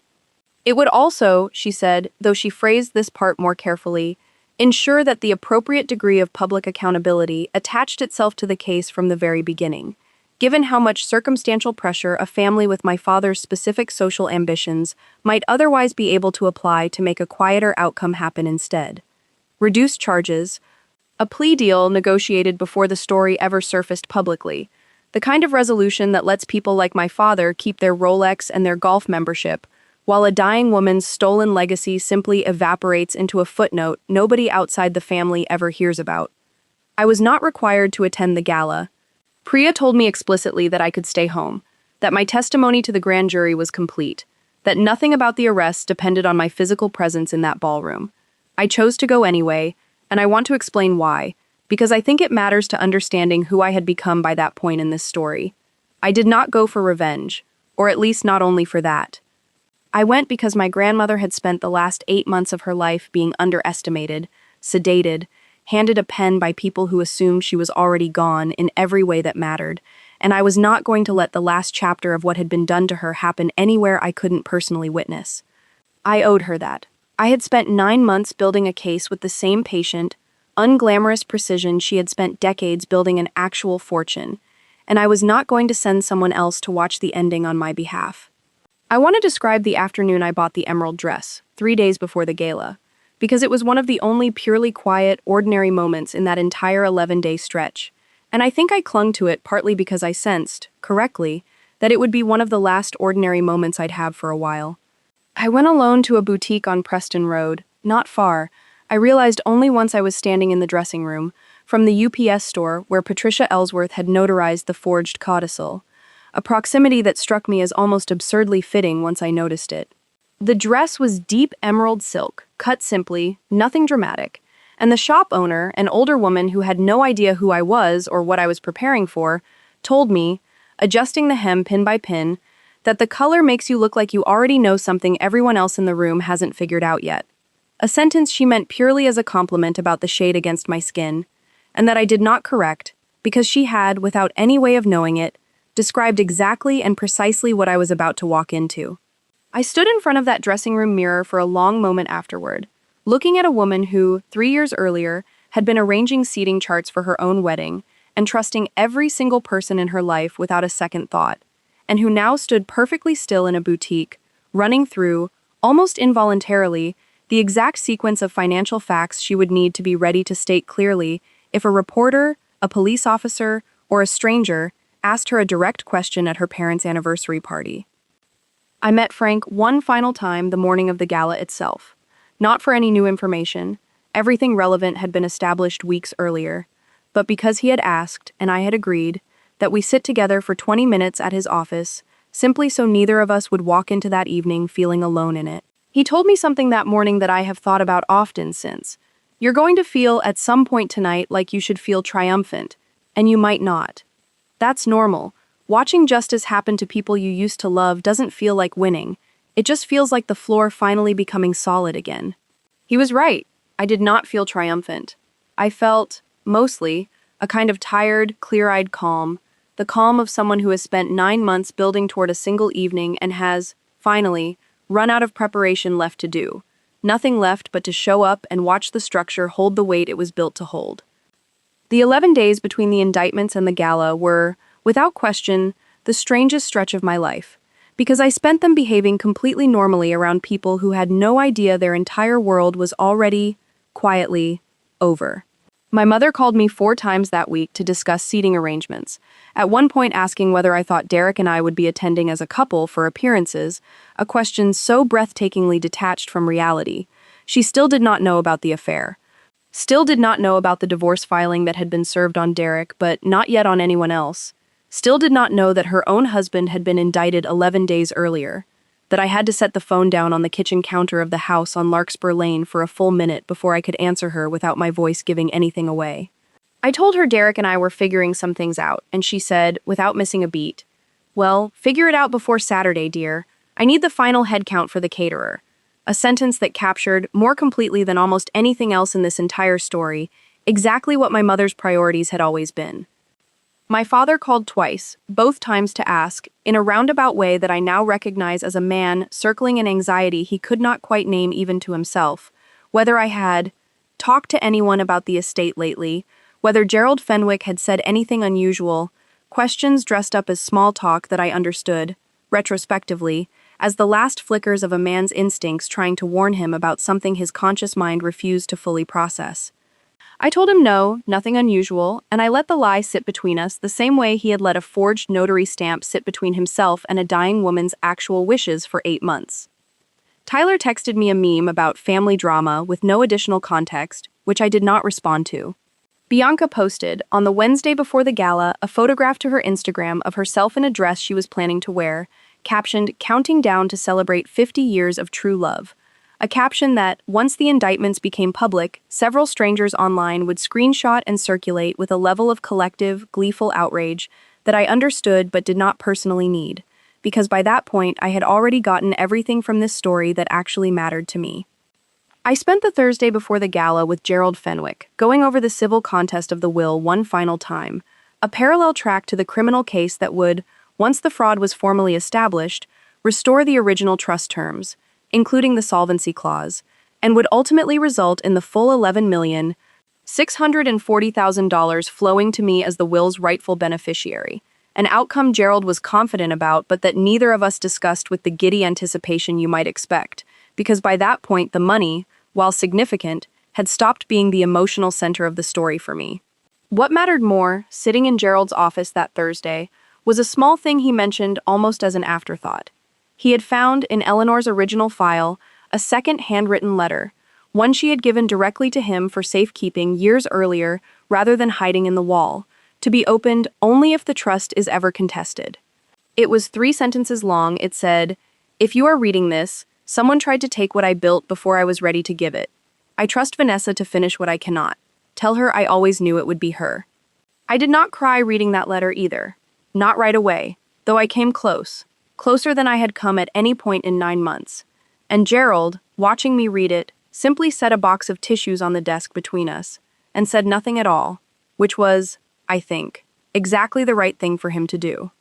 Friday night, the night before the gala, I met Frank Doyle and Detective Ibarra for what Ibarra called a logistics conversation at a coffee shop near the Fontaine Hotel, mostly so I would understand exactly what to expect the following evening and would not be caught off guard by the mechanics of it.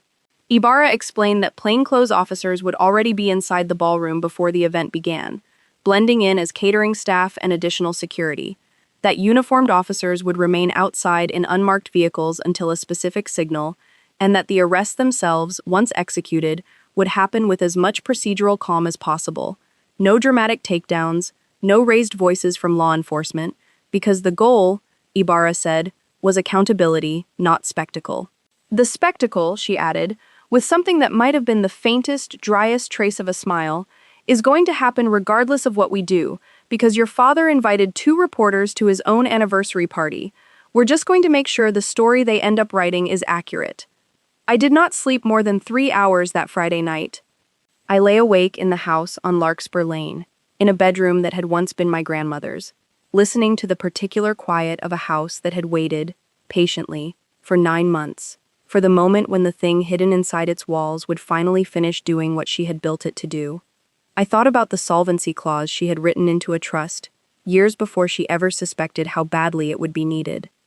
I thought about the letter to Gerald, 3 sentences, written years in advance, as if she had somehow known, with the same quiet certainty she'd applied to every unglamorous, patient financial decision of her adult life, that someone in this family would eventually need to finish something on her behalf, and that the someone would be me.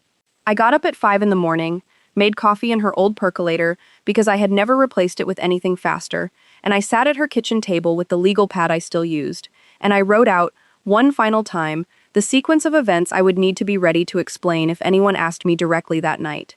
Not because I expected to be asked, but because writing it down, in order, with dates and numbers attached to every claim, had been the exact discipline that got me through the previous 9 months, and I was not going to abandon it on the one night it would matter most. The Fontaine Hotel ballroom, that Saturday night, was lit the way my parents always wanted every important room in their lives to be lit. Warm, golden, slightly too bright, designed to photograph well rather than to feel comfortable to actually sit in. 240 guests moved through it in evening wear, past an ice sculpture of intertwined initials, R and D, that I would later learn cost $900 and had taken the sculptor 6 hours to carve, past the $18,000 raw bar, past a string quartet playing something classical and unobjectionable in the corner near the dance floor. I arrived at 7:40, wearing a deep emerald dress I had bought for the occasion without any particular symbolism in mind, though several people would later comment that the color made me look, in their words, like the only person in the room who knew what was about to happen, which of course I was. I remember the valet attendant complimenting my dress as he took my keys, a small, ordinary kindness that felt almost surreal given what I knew was coming. And I remember standing for a moment in the hotel's marble lobby, beneath a chandelier that must have held 200 individual bulbs, watching well-dressed strangers stream past me toward the ballroom doors, none of them aware that somewhere among the catering staff moving briskly past with trays of stuffed mushrooms, at least 4 of them were carrying badges rather than serving trays beneath their black jackets. I texted Frank Doyle a single word, "Here," and he texted back, almost immediately, "So are we." A message that steadied something in my chest more than I expected it to. I checked my reflection once, quickly, in a gilded mirror near the coat check. Not out of vanity, but out of the same instinct that makes you check a document one final time before filing it. I needed to look, for the next several hours, exactly like a woman who belonged at this party and nothing more.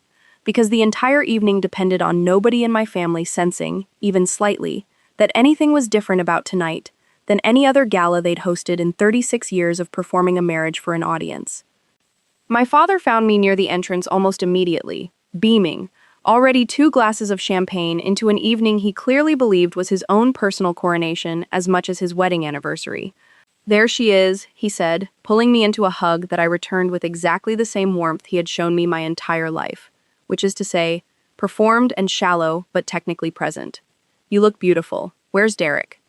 I told him Derek wasn't coming, that we were officially separated, and I watched something flicker across his face. Not concern for me, I noticed, but a quick, almost mathematical recalculation of what my presence without a husband might mean for the optics of the evening. A concern that lasted about 4 seconds before he decided it didn't matter, and steered me toward my mother, who was directing the photographer with the same imperious energy she'd once used to correct Rosa's plating of the salmon. I spent the first hour doing exactly what I had planned to do, which was nothing. I drank 1 glass of sparkling water. I made small talk with 2 of my father's golf friends who asked me, predictably, what I did for work, seeming faintly disappointed when I said forensic accounting, rather than something they could brag about at their own dinner parties.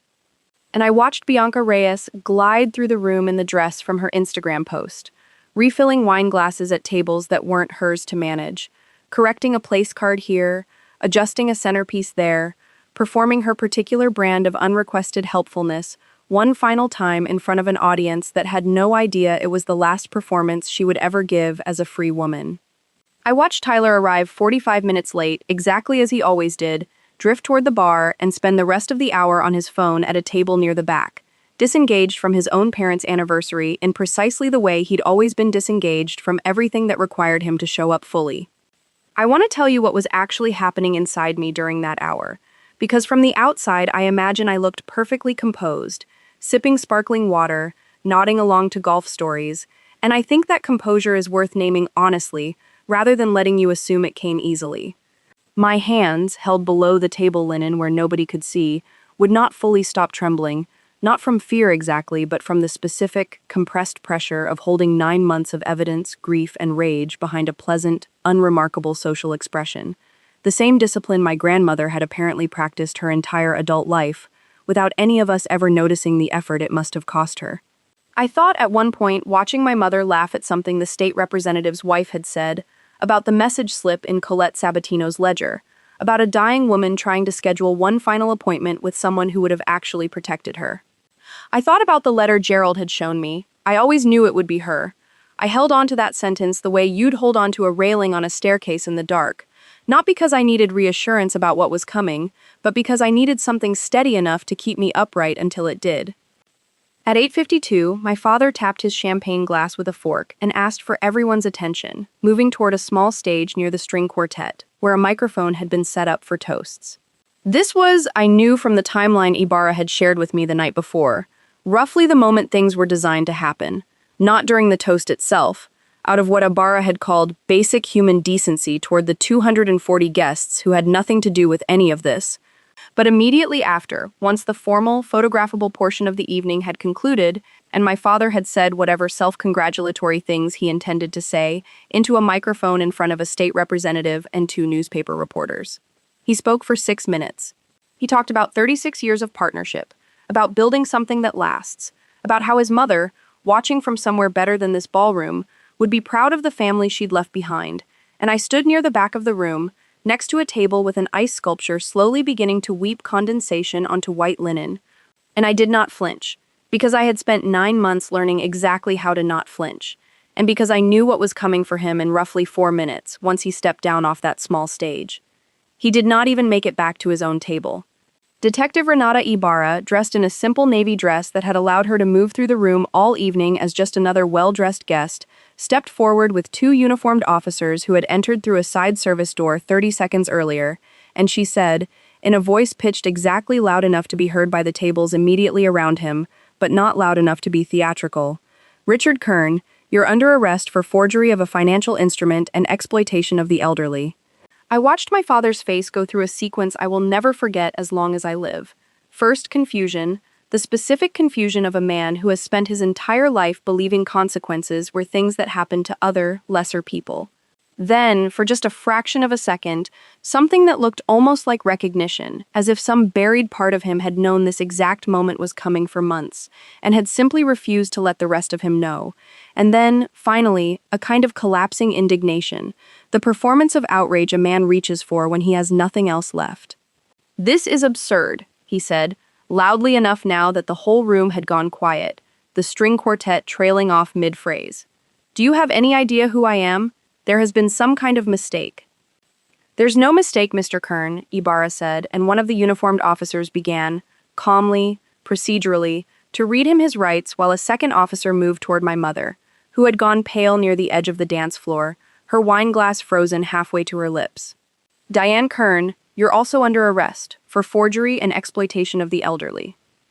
My mother's first words, and I want you to sit with this because it tells you everything about her that 30 years of small comments about seating and blouses and wine glasses had already told me, were not a denial and were not even directed at the officer. They were directed at me. "Vanessa," she said, her voice cracking in a way I had genuinely never heard before. "What did you do?" As if I were the one who had walked into a hospice room with a document already typed. As if I were the one who had put a pen into a dying woman's hand and called it consent. I said nothing. I did not need to. Detective Ibarra's team was already moving toward Tyler, who had looked up from his phone just in time to see 2 officers walking directly toward his table, and toward Bianca, near the raw bar, who dropped a wine bottle onto the tile floor when she understood, with the same visible, sudden clarity as my father, exactly what was happening and exactly why. It was at that moment, with the room fully silent except for the low murmur of 240 stunned guests and the faint hiss of the ice sculpture melting, that my father turned toward me, still being guided by the elbow toward the side exit, and said the thing that would become the line I would carry with me for the rest of my life, the same line, inverted, I would eventually say back to him. "You've always thought you were smarter than this family," he said, his voice somewhere between fury and disbelief. "You think this makes you better than us?" And I walked toward him, close enough that only he and the nearest few tables could hear me clearly, and I said, "No, Dad. It makes me honest. That's the part you never understood the difference between." It was a callback, though almost no one in that room besides me could have known it. 8 months earlier, at that same tense family dinner, where I'd first watched him perform his commercial land deal fiction for Derek, he had told me, apropos of nothing, apparently trying to needle me about my career choice, "You accountants think honesty is the same thing as being smart. It's not. Smart people know when to bend a number." I had said nothing back to him that night. I had simply filed it away, the way I filed everything away for 9 months, waiting for the moment it would matter most to hand it back to him, changed just enough to land exactly where I needed it to. The 240 guests did not scatter, not immediately, the way I might have expected. Instead, the room did something stranger. It went almost completely still. 240 people frozen mid-gesture, a raised fork, a half-finished sentence, a hand resting on someone's shoulder that simply stopped moving. Everyone watching with the specific, guilty fascination people reserve for a car accident they happen to be standing close enough to see clearly. I heard a woman near me whisper to her husband, "Is this real?" And I heard him answer, quietly, "I think it's very real." And somewhere behind me, near the bar, I heard the unmistakable sound of a champagne flute, set down too quickly, glass ringing against marble.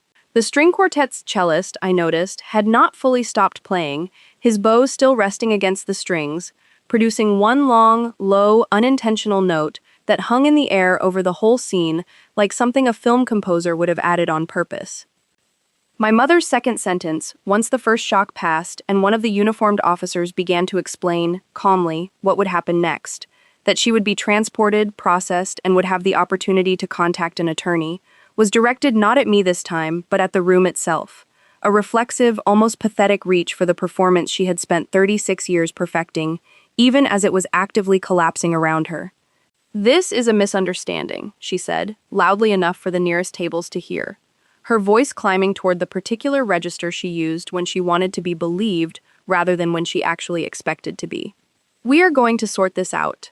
Nobody in that room, I noticed, moved to comfort her. Nobody. Not even the golf friends my father had spent years cultivating. Not even the state representative who had, until 40 seconds earlier, been laughing warmly at my father's toast, stepped forward to offer the kind of reflexive social solidarity that wealthy, well-connected people usually extend to each other automatically, almost by reflex, in moments of public embarrassment. I understood, watching that specific absence of movement, that my parents' entire social architecture, the golf league, the country club acquaintances, the state representative, the two reporters, had never actually been built on affection or loyalty. It had been built on the same performance Derek relied on, the same hollow structure Bianca had learned to imitate, and the moment the performance broke, there was simply nothing underneath it strong enough to hold anyone's sympathy in place. I remember, of all the strange small details from that night, noticing that the ice sculpture of my parents' intertwined initials had, by that point, melted enough that the R had begun to separate visibly from the D, the letters no longer quite touching, a detail nobody else in that room likely registered at all, but one that I have thought about often since, because it felt, even in the moment, like the evening finding its own quiet, unplanned way of telling the truth before anyone official had finished saying it out loud.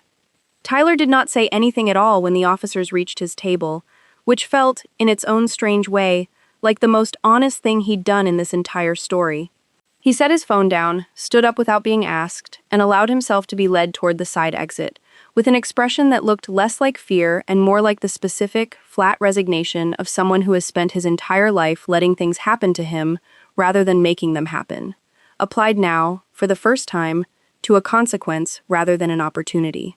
Bianca, by contrast, cried immediately and loudly, reaching for my aunt's arm as she was led past, saying, "I didn't know it would go this far. I swear, I didn't know." A sentence that struck me, even in the moment, as almost perfectly calibrated to sound sympathetic, without actually admitting to anything specific. The same instinctive, practiced positioning she had used at every family gathering for 18 months, deployed now, uselessly, in front of two uniformed officers who had already read the group text messages. The two newspaper reporters my father had personally invited to photograph his triumphant 50th, 36th, technically, wedding anniversary wrote, instead, the story that would run in the Dallas Business Chronicle 4 days later under the headline, "Prominent Preston Hollow Family Indicted in Elder Financial Exploitation Scheme." A story that included, because reporters had been present and had simply done their jobs, a detailed, on-the-record account of 4 arrests executed in front of 240 witnesses at the very moment my father believed he was cementing his legacy in front of exactly the kind of audience he'd spent his whole life performing for. The story spread further than any of us expected, picked up within 48 hours by 2 local television affiliates and, eventually, by a handful of national outlets running it under some variation of the headline, "Dallas Socialites Arrested at Own Anniversary Gala." A framing that flattened everything I had spent 9 months building into something closer to tabloid entertainment, complete with unauthorized photographs from other guests' phones showing my mother's stricken face mid-arrest, circulated across social media with a speed and a casual cruelty that I found, honestly, harder to sit with than almost anything else in this entire ordeal, because strangers online did not know Eleanor, did not know the solvency clause or the message slip or the years of quiet, patient warning signs she had left behind. They simply knew a story shaped like schadenfreude, and they consumed it exactly that way. Priya Chandrasekaran warned me early on not to read the comments on any of it, advice I mostly followed, though I did see enough. In scattered screenshots friends occasionally sent me before I asked them to stop, to understand that my father's 40 years of curated reputation had evaporated within about 72 hours into a punchline, a cautionary tale, a name people now searched alongside fraud, the way they might search alongside attorney or obituary. I did not give any interviews. Gerald advised against it, on the reasonable theory that anything I said publicly before the criminal trials concluded could complicate the state's case, and I found, honestly, that I had no appetite for it regardless. No interest in narrating my own private grief for an audience of strangers looking for a satisfying villain and hero story, rather than the slower, more complicated truth of what 9 months of forensic accounting and quiet, unglamorous documentation had actually required of me. The 11 months between that Saturday night at the Fontaine and the day I'm recording this video for you took my family in 4 completely different directions, and I want to walk through each one, because I think the specific shape of what happened to each of them matters more than a general summary would.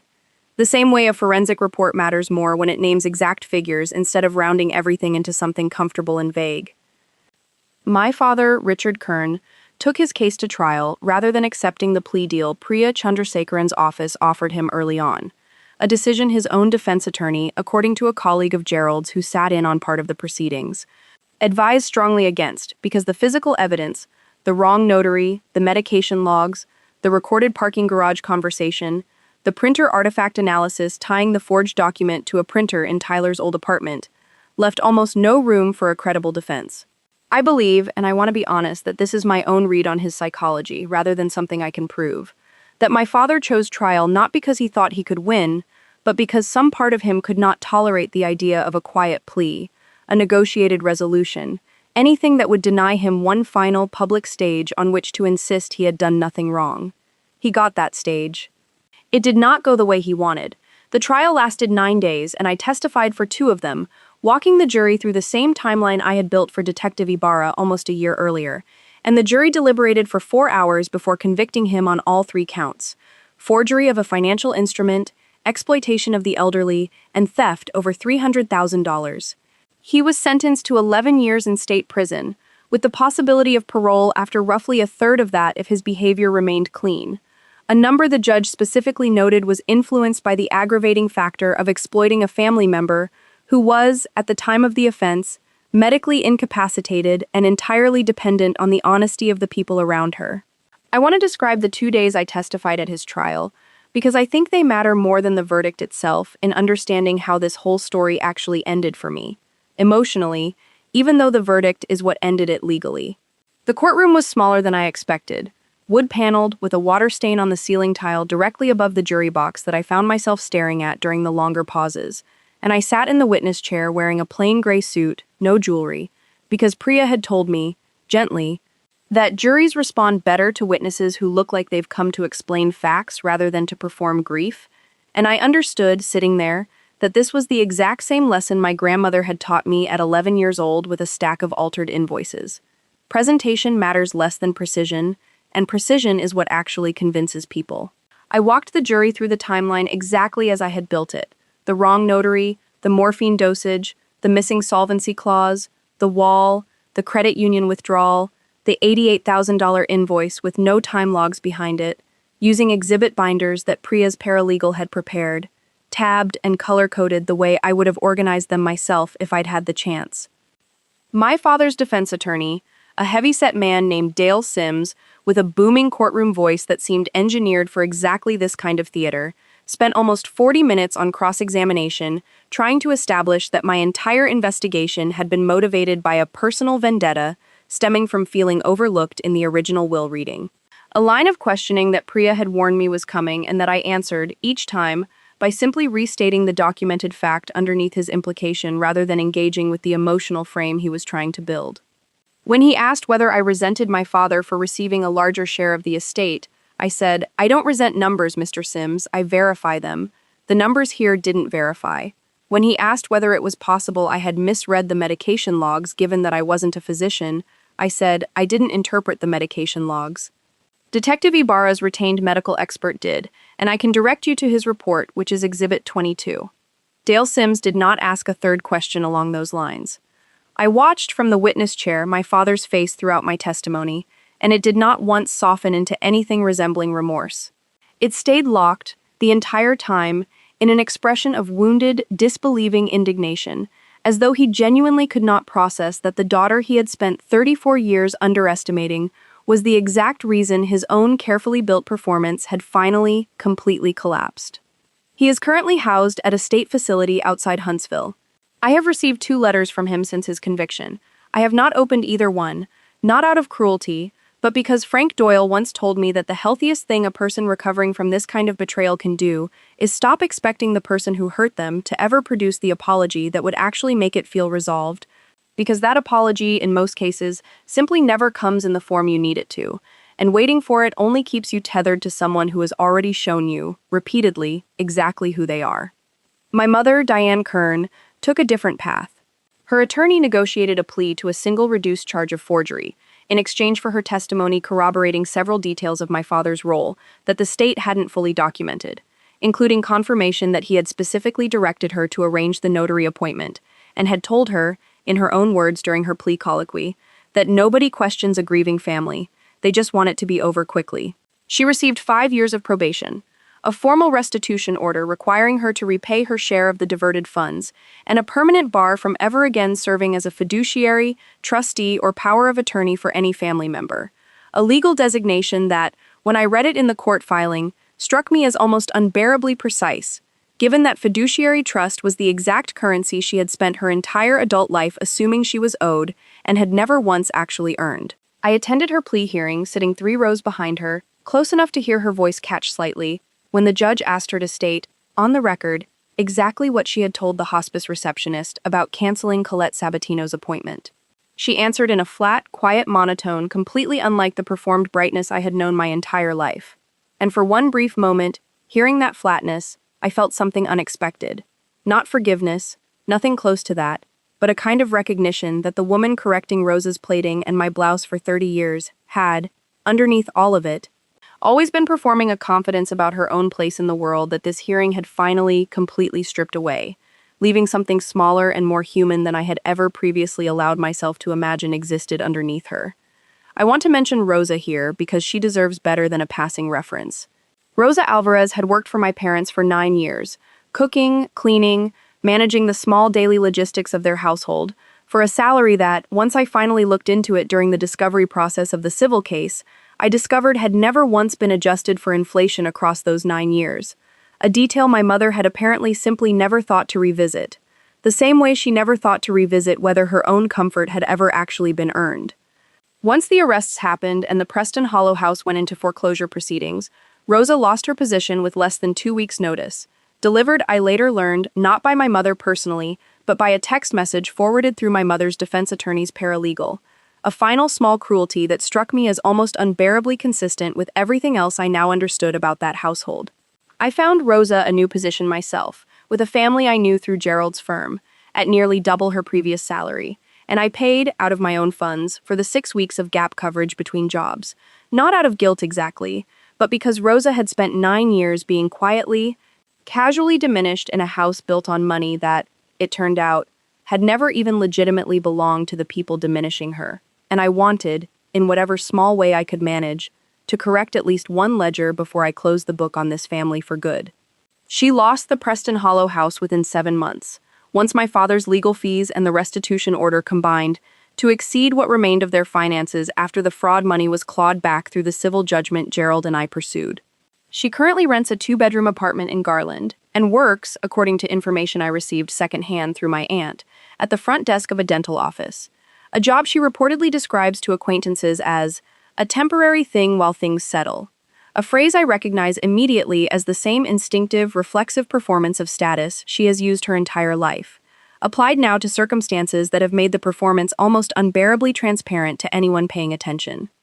My brother, Tyler Kern, received the harshest individual sentence of the 3 convicted family members, a fact that surprised almost everyone except Priya Chandrasekaran, who explained to me privately that the forgery charge against him carried additional weight because the forensic document examiners had established, through the printer analysis and through metadata recovered from a laptop seized under warrant, that Tyler had not simply assisted in typing the document, he had drafted its legal language himself, drawing on training from his brief stint at the Fort Worth estate firm, meaning the state's case characterized him as the technical architect of the fraud, rather than a passive participant, a distinction that mattered enormously to a sentencing judge weighing culpability. He received 7 years, was denied the youth-adjacent leniency his defense attorney had argued for on the theory that this was a young man led astray by his father's influence, largely because the prosecution successfully argued, using text messages recovered from his phone, that Tyler had proposed the specific mechanism, the solvency clause replacement, the equal four-way split disguised as generosity, rather than merely executing an idea that originated with Richard. At his sentencing hearing, Tyler was given the opportunity to make a statement to the court before the judge announced the term, a standard procedural moment defense attorneys usually use to humanize their client, to offer some sliver of context or remorse a judge might weigh favorably. Tyler stood, looked briefly at the judge, and said, in its entirety, "I didn't really think about it that much, honestly. It just seemed like something that would work out fine."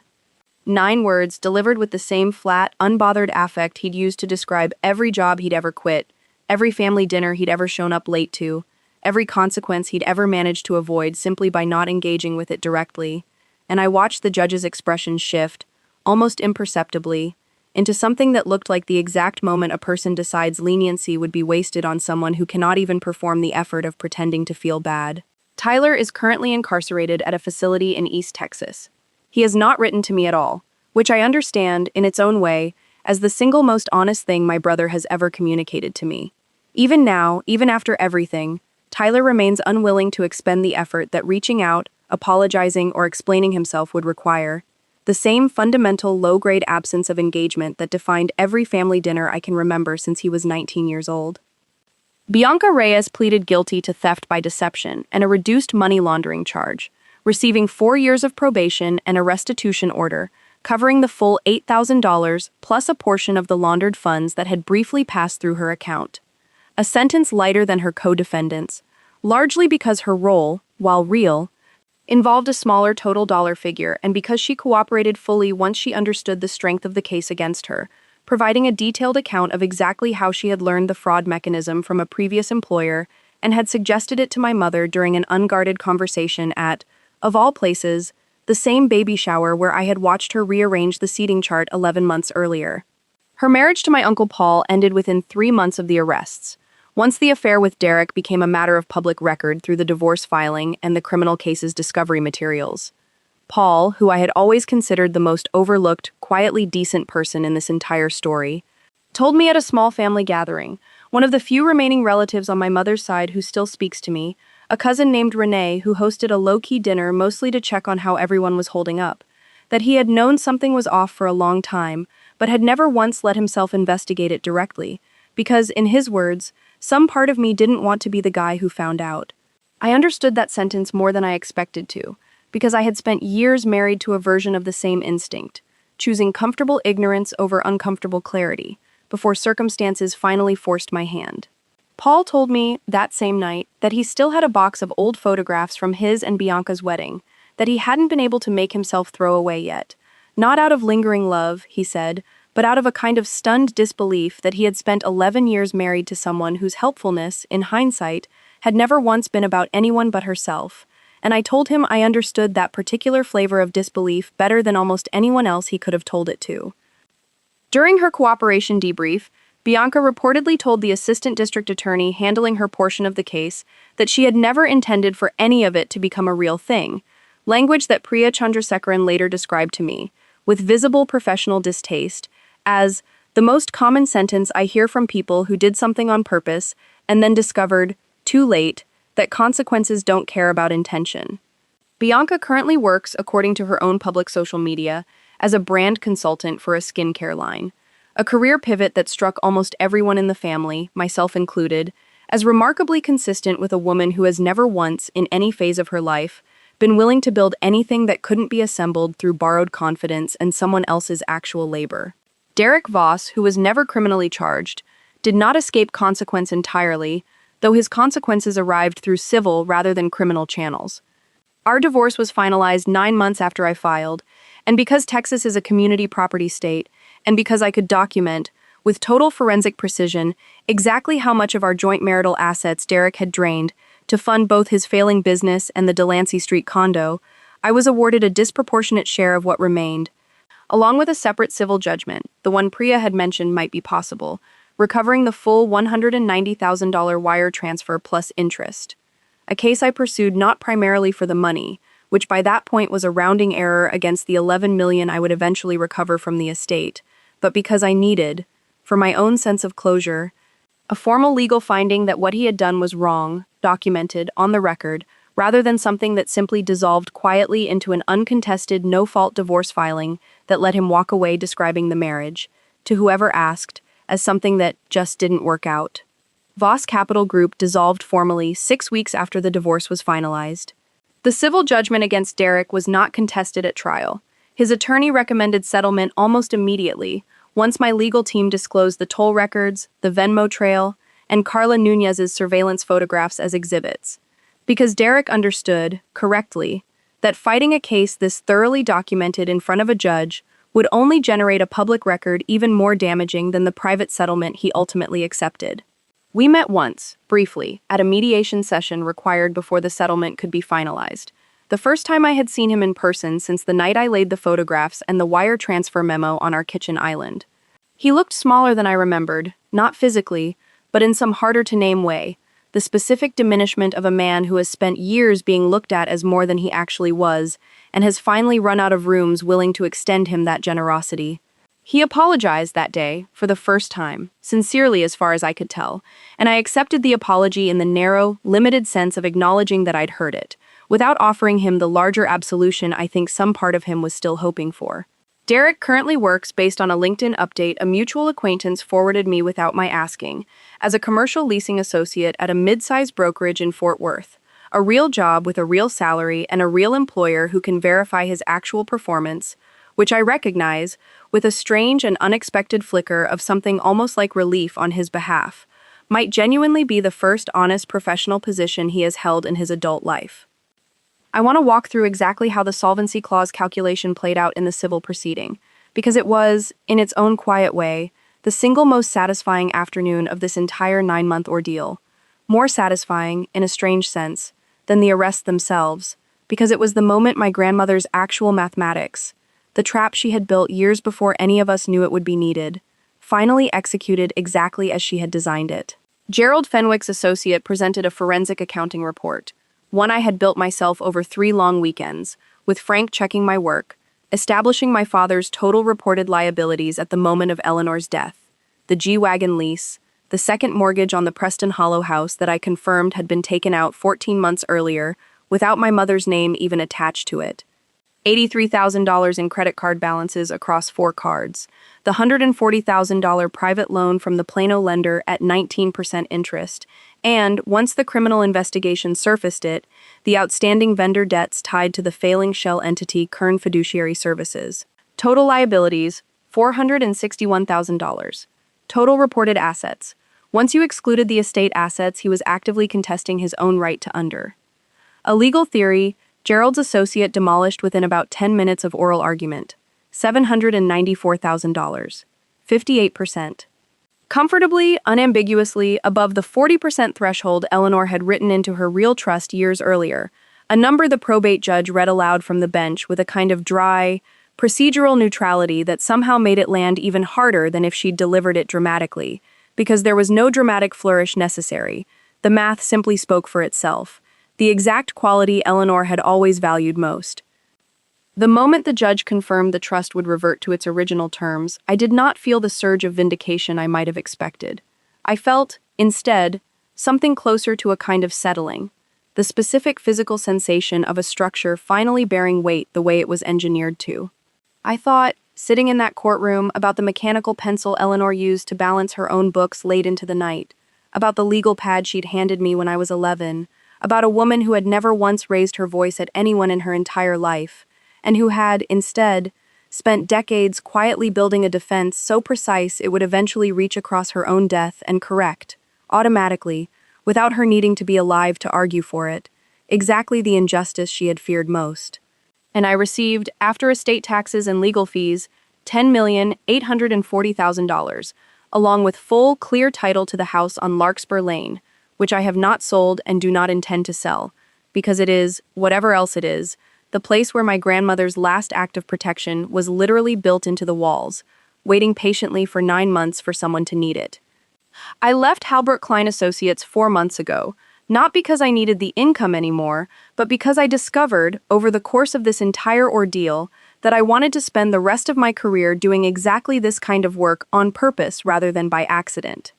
I opened my own forensic consultancy, specializing specifically in elder financial exploitation cases, and I have, in 4 months, already taken on 11 clients referred to me by Frank Doyle, by Gerald Fenwick, and, increasingly, by Detective Ibarra herself, who has told me more than once that my case remains the clearest, most thoroughly documented elder exploitation file she has ever personally handled in 19 years of doing this work.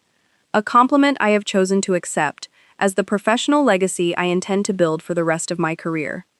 One of those 11 clients, a woman named Josephine Park, came to me 3 months ago with a case that felt, in almost every structural detail, like looking at my own story reflected back at me from a slightly different angle.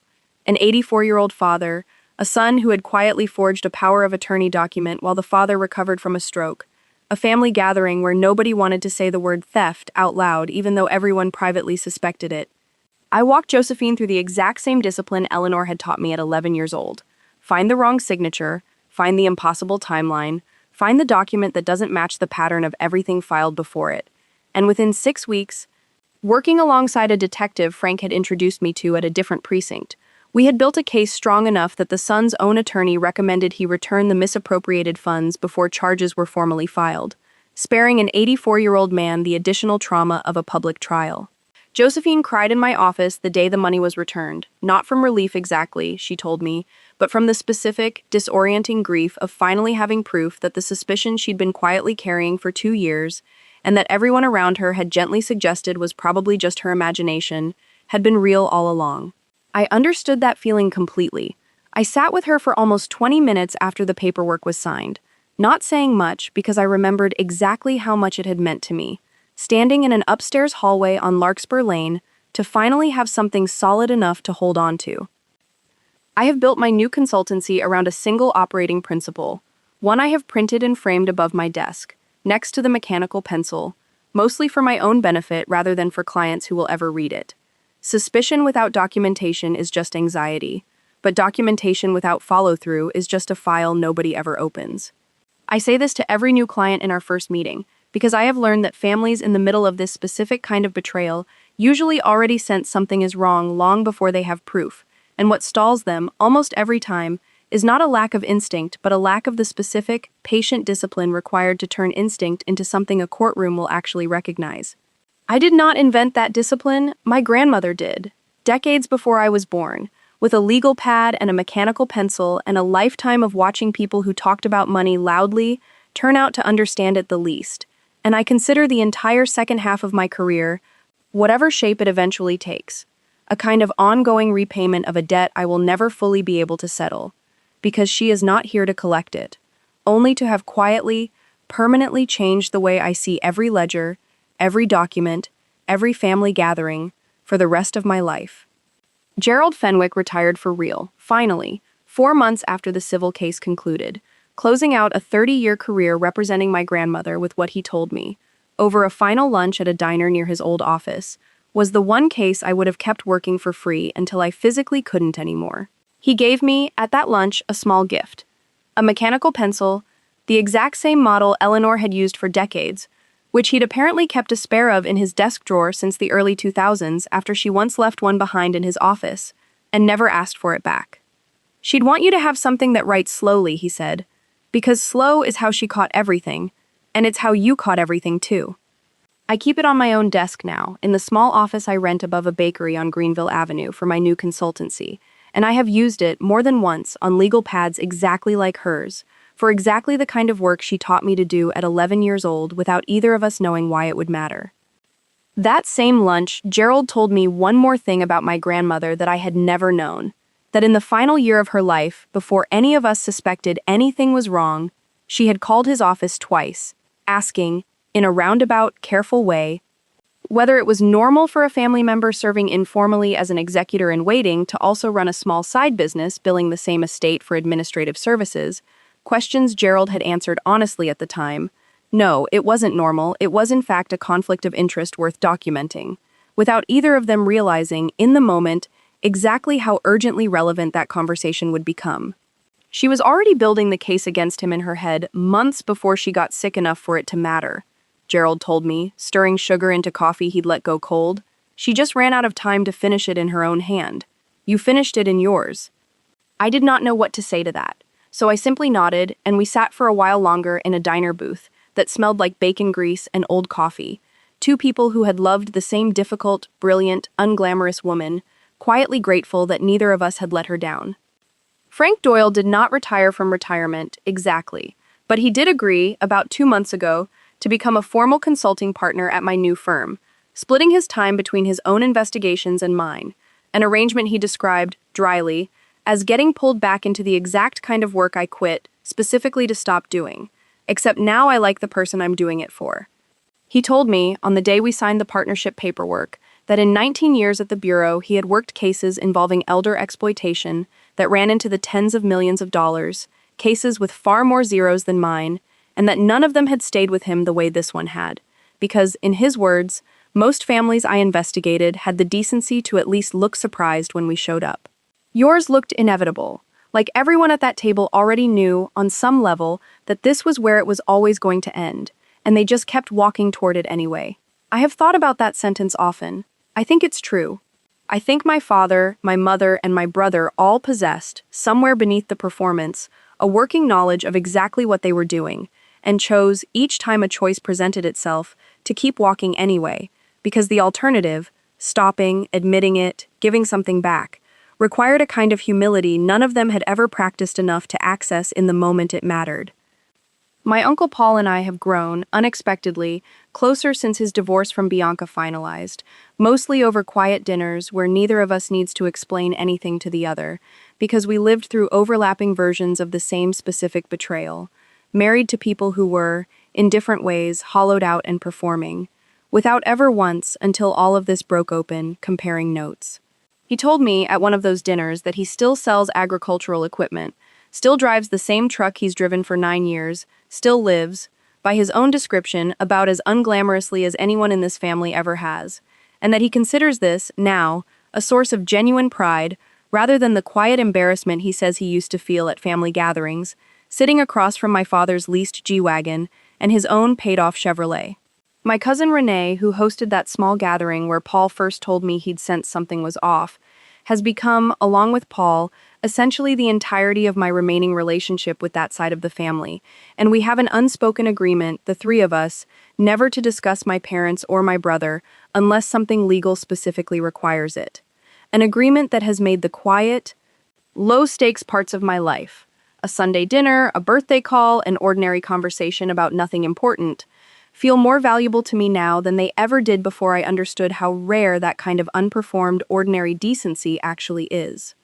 I want to describe one more small thing before I get to what I actually learned from all of this. About 2 months ago, on what would have been Eleanor's 80th birthday, I drove out to the cemetery alone, early in the morning before the heat set in, and sat on the grass beside her headstone for almost an hour, something I had not let myself do properly in the entire year since her death, because grief, for me, had spent that whole year competing with the far louder, more urgent demands of building a case, and I had never once given it the space to simply exist on its own terms. I brought the mechanical pencil Gerald had given me, turned it over in my hand while I sat there, and I told her, out loud, in an empty cemetery with nobody around to hear me, except a groundskeeper trimming hedges 2 rows over, exactly how everything had ended. The sentences, the restitution, the solvency clause executing precisely as she'd built it to.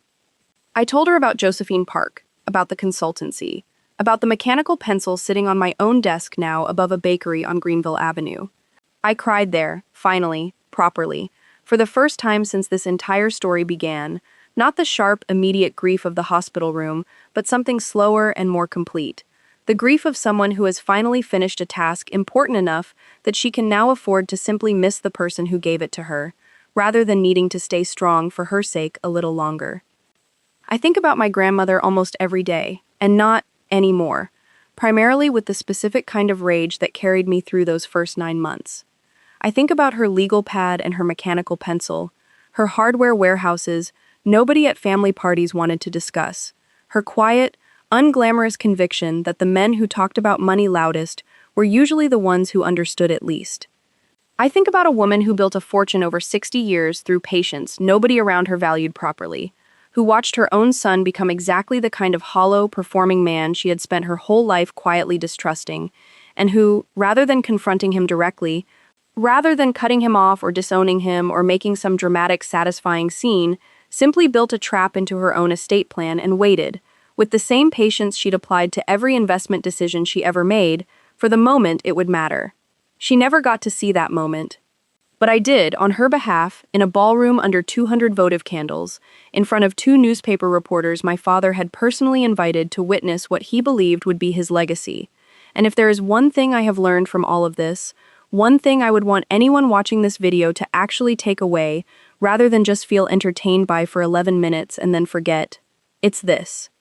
The people who underestimate you because you're quiet, because you're careful, because you'd rather build the case than throw the punch, are almost always the same people who will eventually hand you exactly the evidence you need, because they have never once had to imagine a version of the world where someone was paying close enough attention to notice.